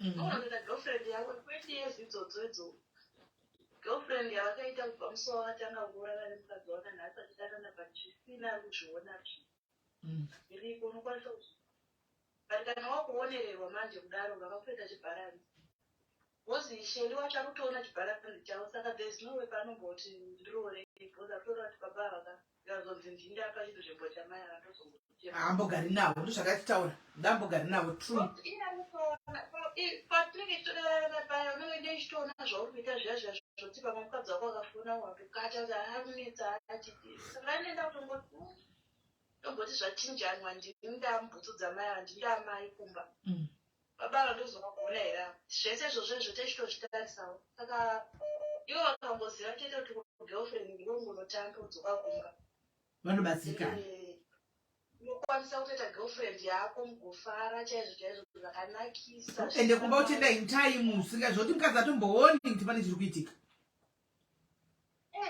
mugototengerana zvamunoda mugoita sei zvifreely zvine runyararo zviri peaceful ukatoona vakutoita chihure chakadai soichi is a lose zvakutoradza kuti vakadhakwa singaite babara takutongoti zvezvitongotichambadza foto ravo kuti anyengwa navo ngaatoramba kozi havana kukwana yanorespekta kumba mutakumba mozati chimakizi ane akambotaura akati pana vamwe ana baba kuti tinotoshaura kuti musoro wavo chavo ukufunga sei wozi inini ndokofara bhozi maybe ndoda mari yacho kukuritsa ivo but zviro zvekuzonzi kugara nini chaiko chaiko kunzi wangu munhu akadaro asina kwana ndianoda kugara nezvakadai hapana nyari kana chituka mukadzi mukuru akadaro kuti wakashata kokuzoti ini mwana dika akadai ana achitoona sekazukuruka ndikasarohwe shamu vakanga vangotinavo kuti ngavati sore kumukadzi wavo vodzoka kumba kana vachida zvekuhura fonawo ngavari peni vodzoka kumba woita munhu ari kwaye wotanga vokuhura chinyararire kana uri kunzi vane muchiuno unoda chihura kwete zvavari kuita zvekuonererwa kudaro. All right. Thank you very much, Kola. Thank you. Thank you for your advice. Guys, 2 minutes. Takaenda. 2 minutes. 2 minutes, Kola, and it starts now. Dave? Hi, Kusuneli. Shiri say? Hi, I'm okay. You know the story, to be honest, Yangi Waza. Chokundi Waza is, Maya Vaga is Rara Mai Vangu, and then Ulingo tarisa kuti vari mai vangu vari kuita go through that.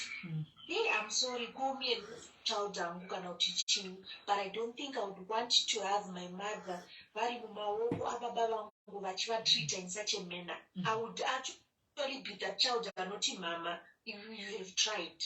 But I think ndoda kukuona iwo pangari pamuchato pangu ndoda kukuona chitamba muri vapenyu handiti it's better I have my parents vari kwakasiyana zvavo ndichitewa baba vangu vakada marwei vari kuJemiston mama tinogara navo tiri muPretoria. I think I would love that. Yes. It's painful, to be honest, the way she's living.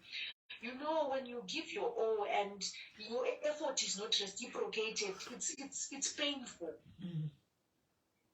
Baba Ava, to be honest, I don't think yes, we might deal with Shelly now. Anditi, but vambotaura history yezvekumashure ingori nyaya yekuti pana Shelly, she's that type yemunhu atongorima bvanyangu wekuti anobva auye achizovatuka achizovadini handiti. But I'm just thinking, maybe after this Shelly story kuchauya maybe chimwe chipinda gori SIS MELLY chinogona kutovahaira mamava mamonya chaiwo kutoti mukadzi uyo ari kundipfuvisira chikomba changu. So I know it's hard for her, but I think in life pane pamwe patinofanira kusvika pai panonzi pekuti tinotaiwa tasvika kumagomo because kuti nditi, to be honest, this man is going kuchinja and is going to change, and then vonyatsozosvika pakutoti ndava munhu bho ai kana because vamwe vanhu vanogura chechemeira nditi sisimeri but zvavanoita vanogona kurespecta someone. Ava vatorina respect because kana vachitaura kuti underwear kuratidza kuti ratopindurwa vanozodzera bviswa semunhu busy somewhere. To be honest, that person has no respect. And even you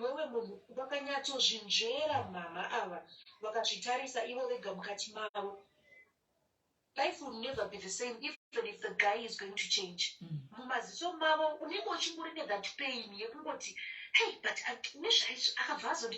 even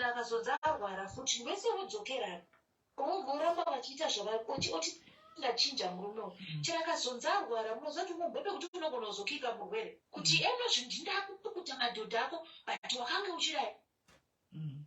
Right.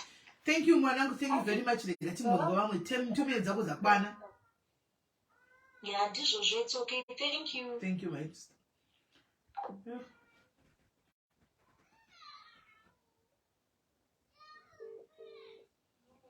And to the call Priscilla, guys. To the call last call.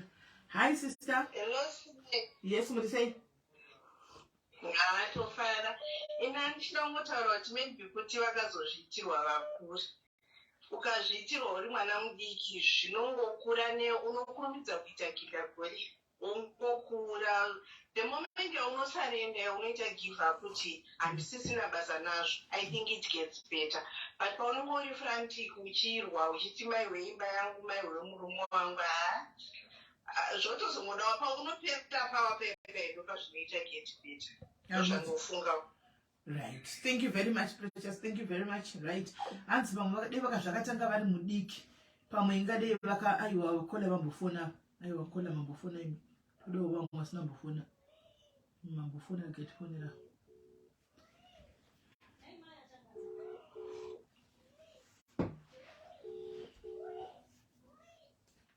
Hello? Hi, SIS MELLY. Yes, what do you say? Musha Morisei. Musha mush. In the wrong something zvakambobatwa kubitana nevamwe vambofonawo. Kuti sometimes rudo runotopera. Ropera. Pamwe baba pamwe havachatodi rudo havasisina mafeelings chaivo. So sometimes sevakadzi tinodzidziswa kunzi shingirirai. But maya vachavari kushingirira manje iguwa. Kana murume uyu achivarova pamberi pevana, vana vakada kupindira kuti hanzi kune mwana uyu atirove tirovane tipedzerane. The matter of time before baba vaponda mukadzi nevana ivo votodisappear. And anoshota kumba kwamai avo. So sometimes as women, especially pain in amai ava, she needs to step back. Kana vaine sister kana hama. Paunogona kumbone 1 week, even Airbnb, 1 week yekugara vega vachinyatsofunga. Because she needs kufunga kuti ndikuda kudii, ndikashingirira zvozodii, ndikasiya zvozodii. She needs to weigh her options. Because you are right in saying kuti munhu haudzi kunzi siya. As long as moyo wavo usiri ready kusiya havasiyi. But she needs to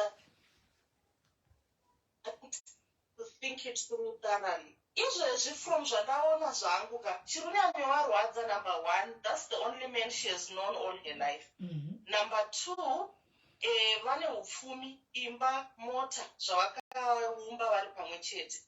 Ndozvirunyamyorwadza. So she's saying kuti ndikandoza murume uyu akandibvisa kumhandara, ndichazoona mumwe murume here. Mama, I want to tell you kuti mukafunga kusiya murume uyu munogona kutowana munhu anokudai zvekuti, because many women fear kuti ndikasiya nezera rangu iri ndichazowana mumwe. I want you mama to put yourself first, love yourself, put yourself first.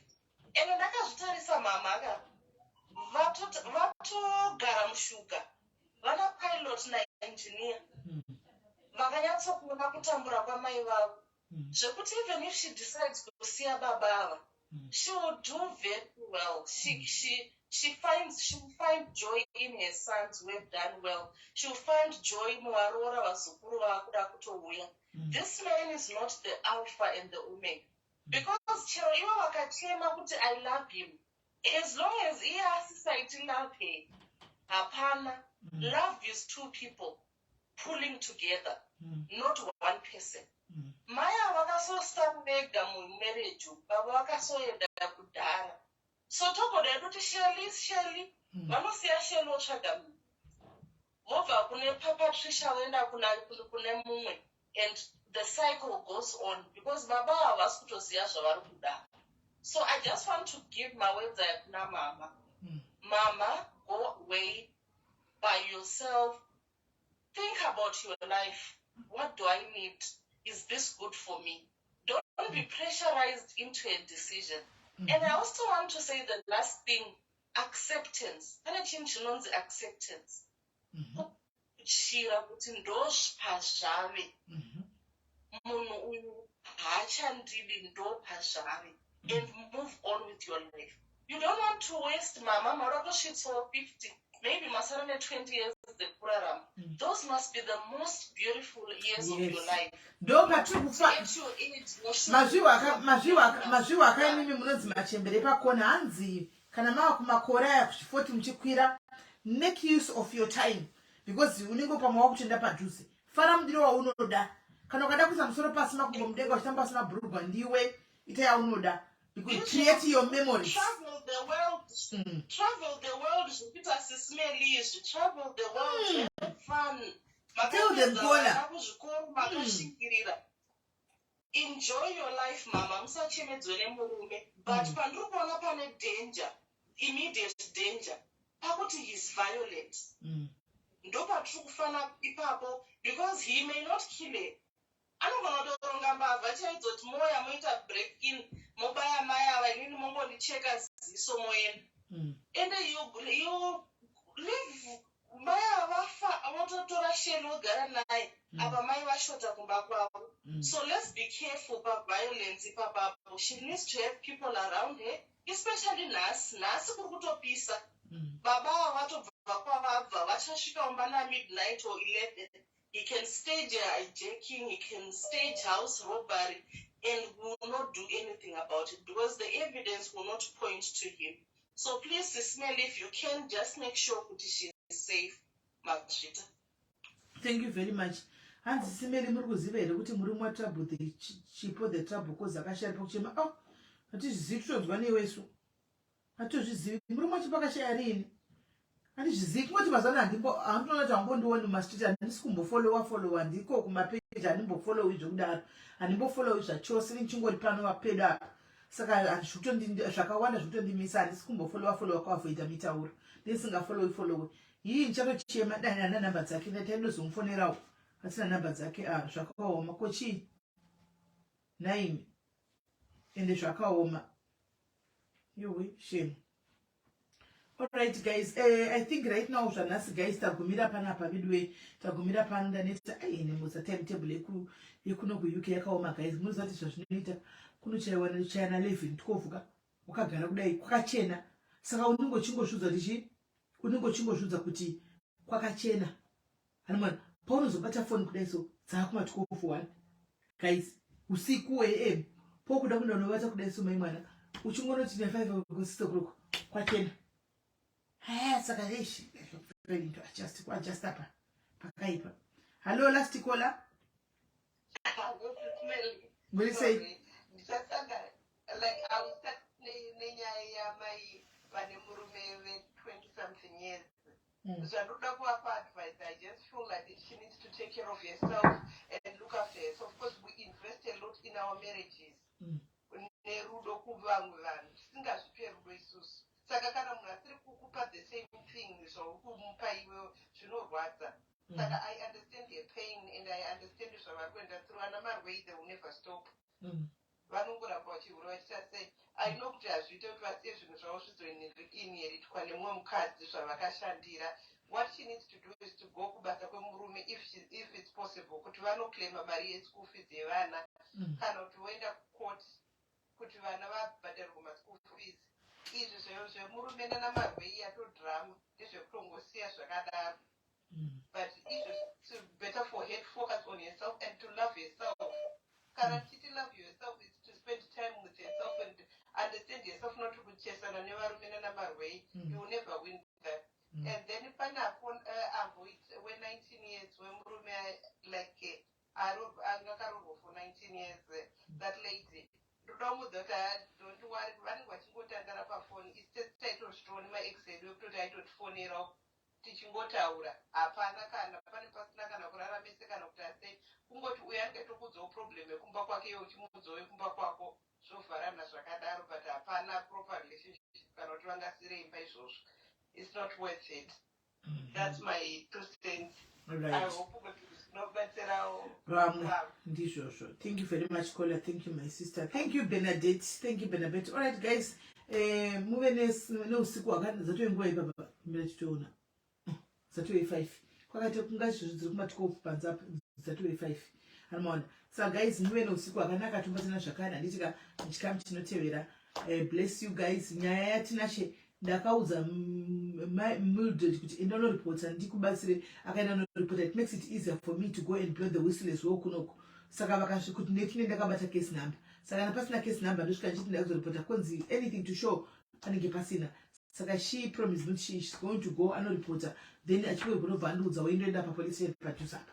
Anomaona tofambira nyaya saka ndakamira iye kuti adini adzifambire ndofambirawo. So that ndoenda ndakatobata ubeka kuti kune case yakatovhurwa iyi case but this guy so tutaura nemapurisa tangotisewo awareness kuti please check notatonza kucha anza kuroora here musa 16 ameno ari kuroora musa 16 and things like that ameno anomaona so and arikunza kutotengesa makosi mufunge anza kutotengesa makosi tinashaka last year kutotengesa makosi maCOS saka pakaipa. So guys ndokubatai anditika later again tobatana zvakare later muve neusiku wakadi tuwe usiku wakadi wakanaka. Achatori makosi guys, achatori makosi.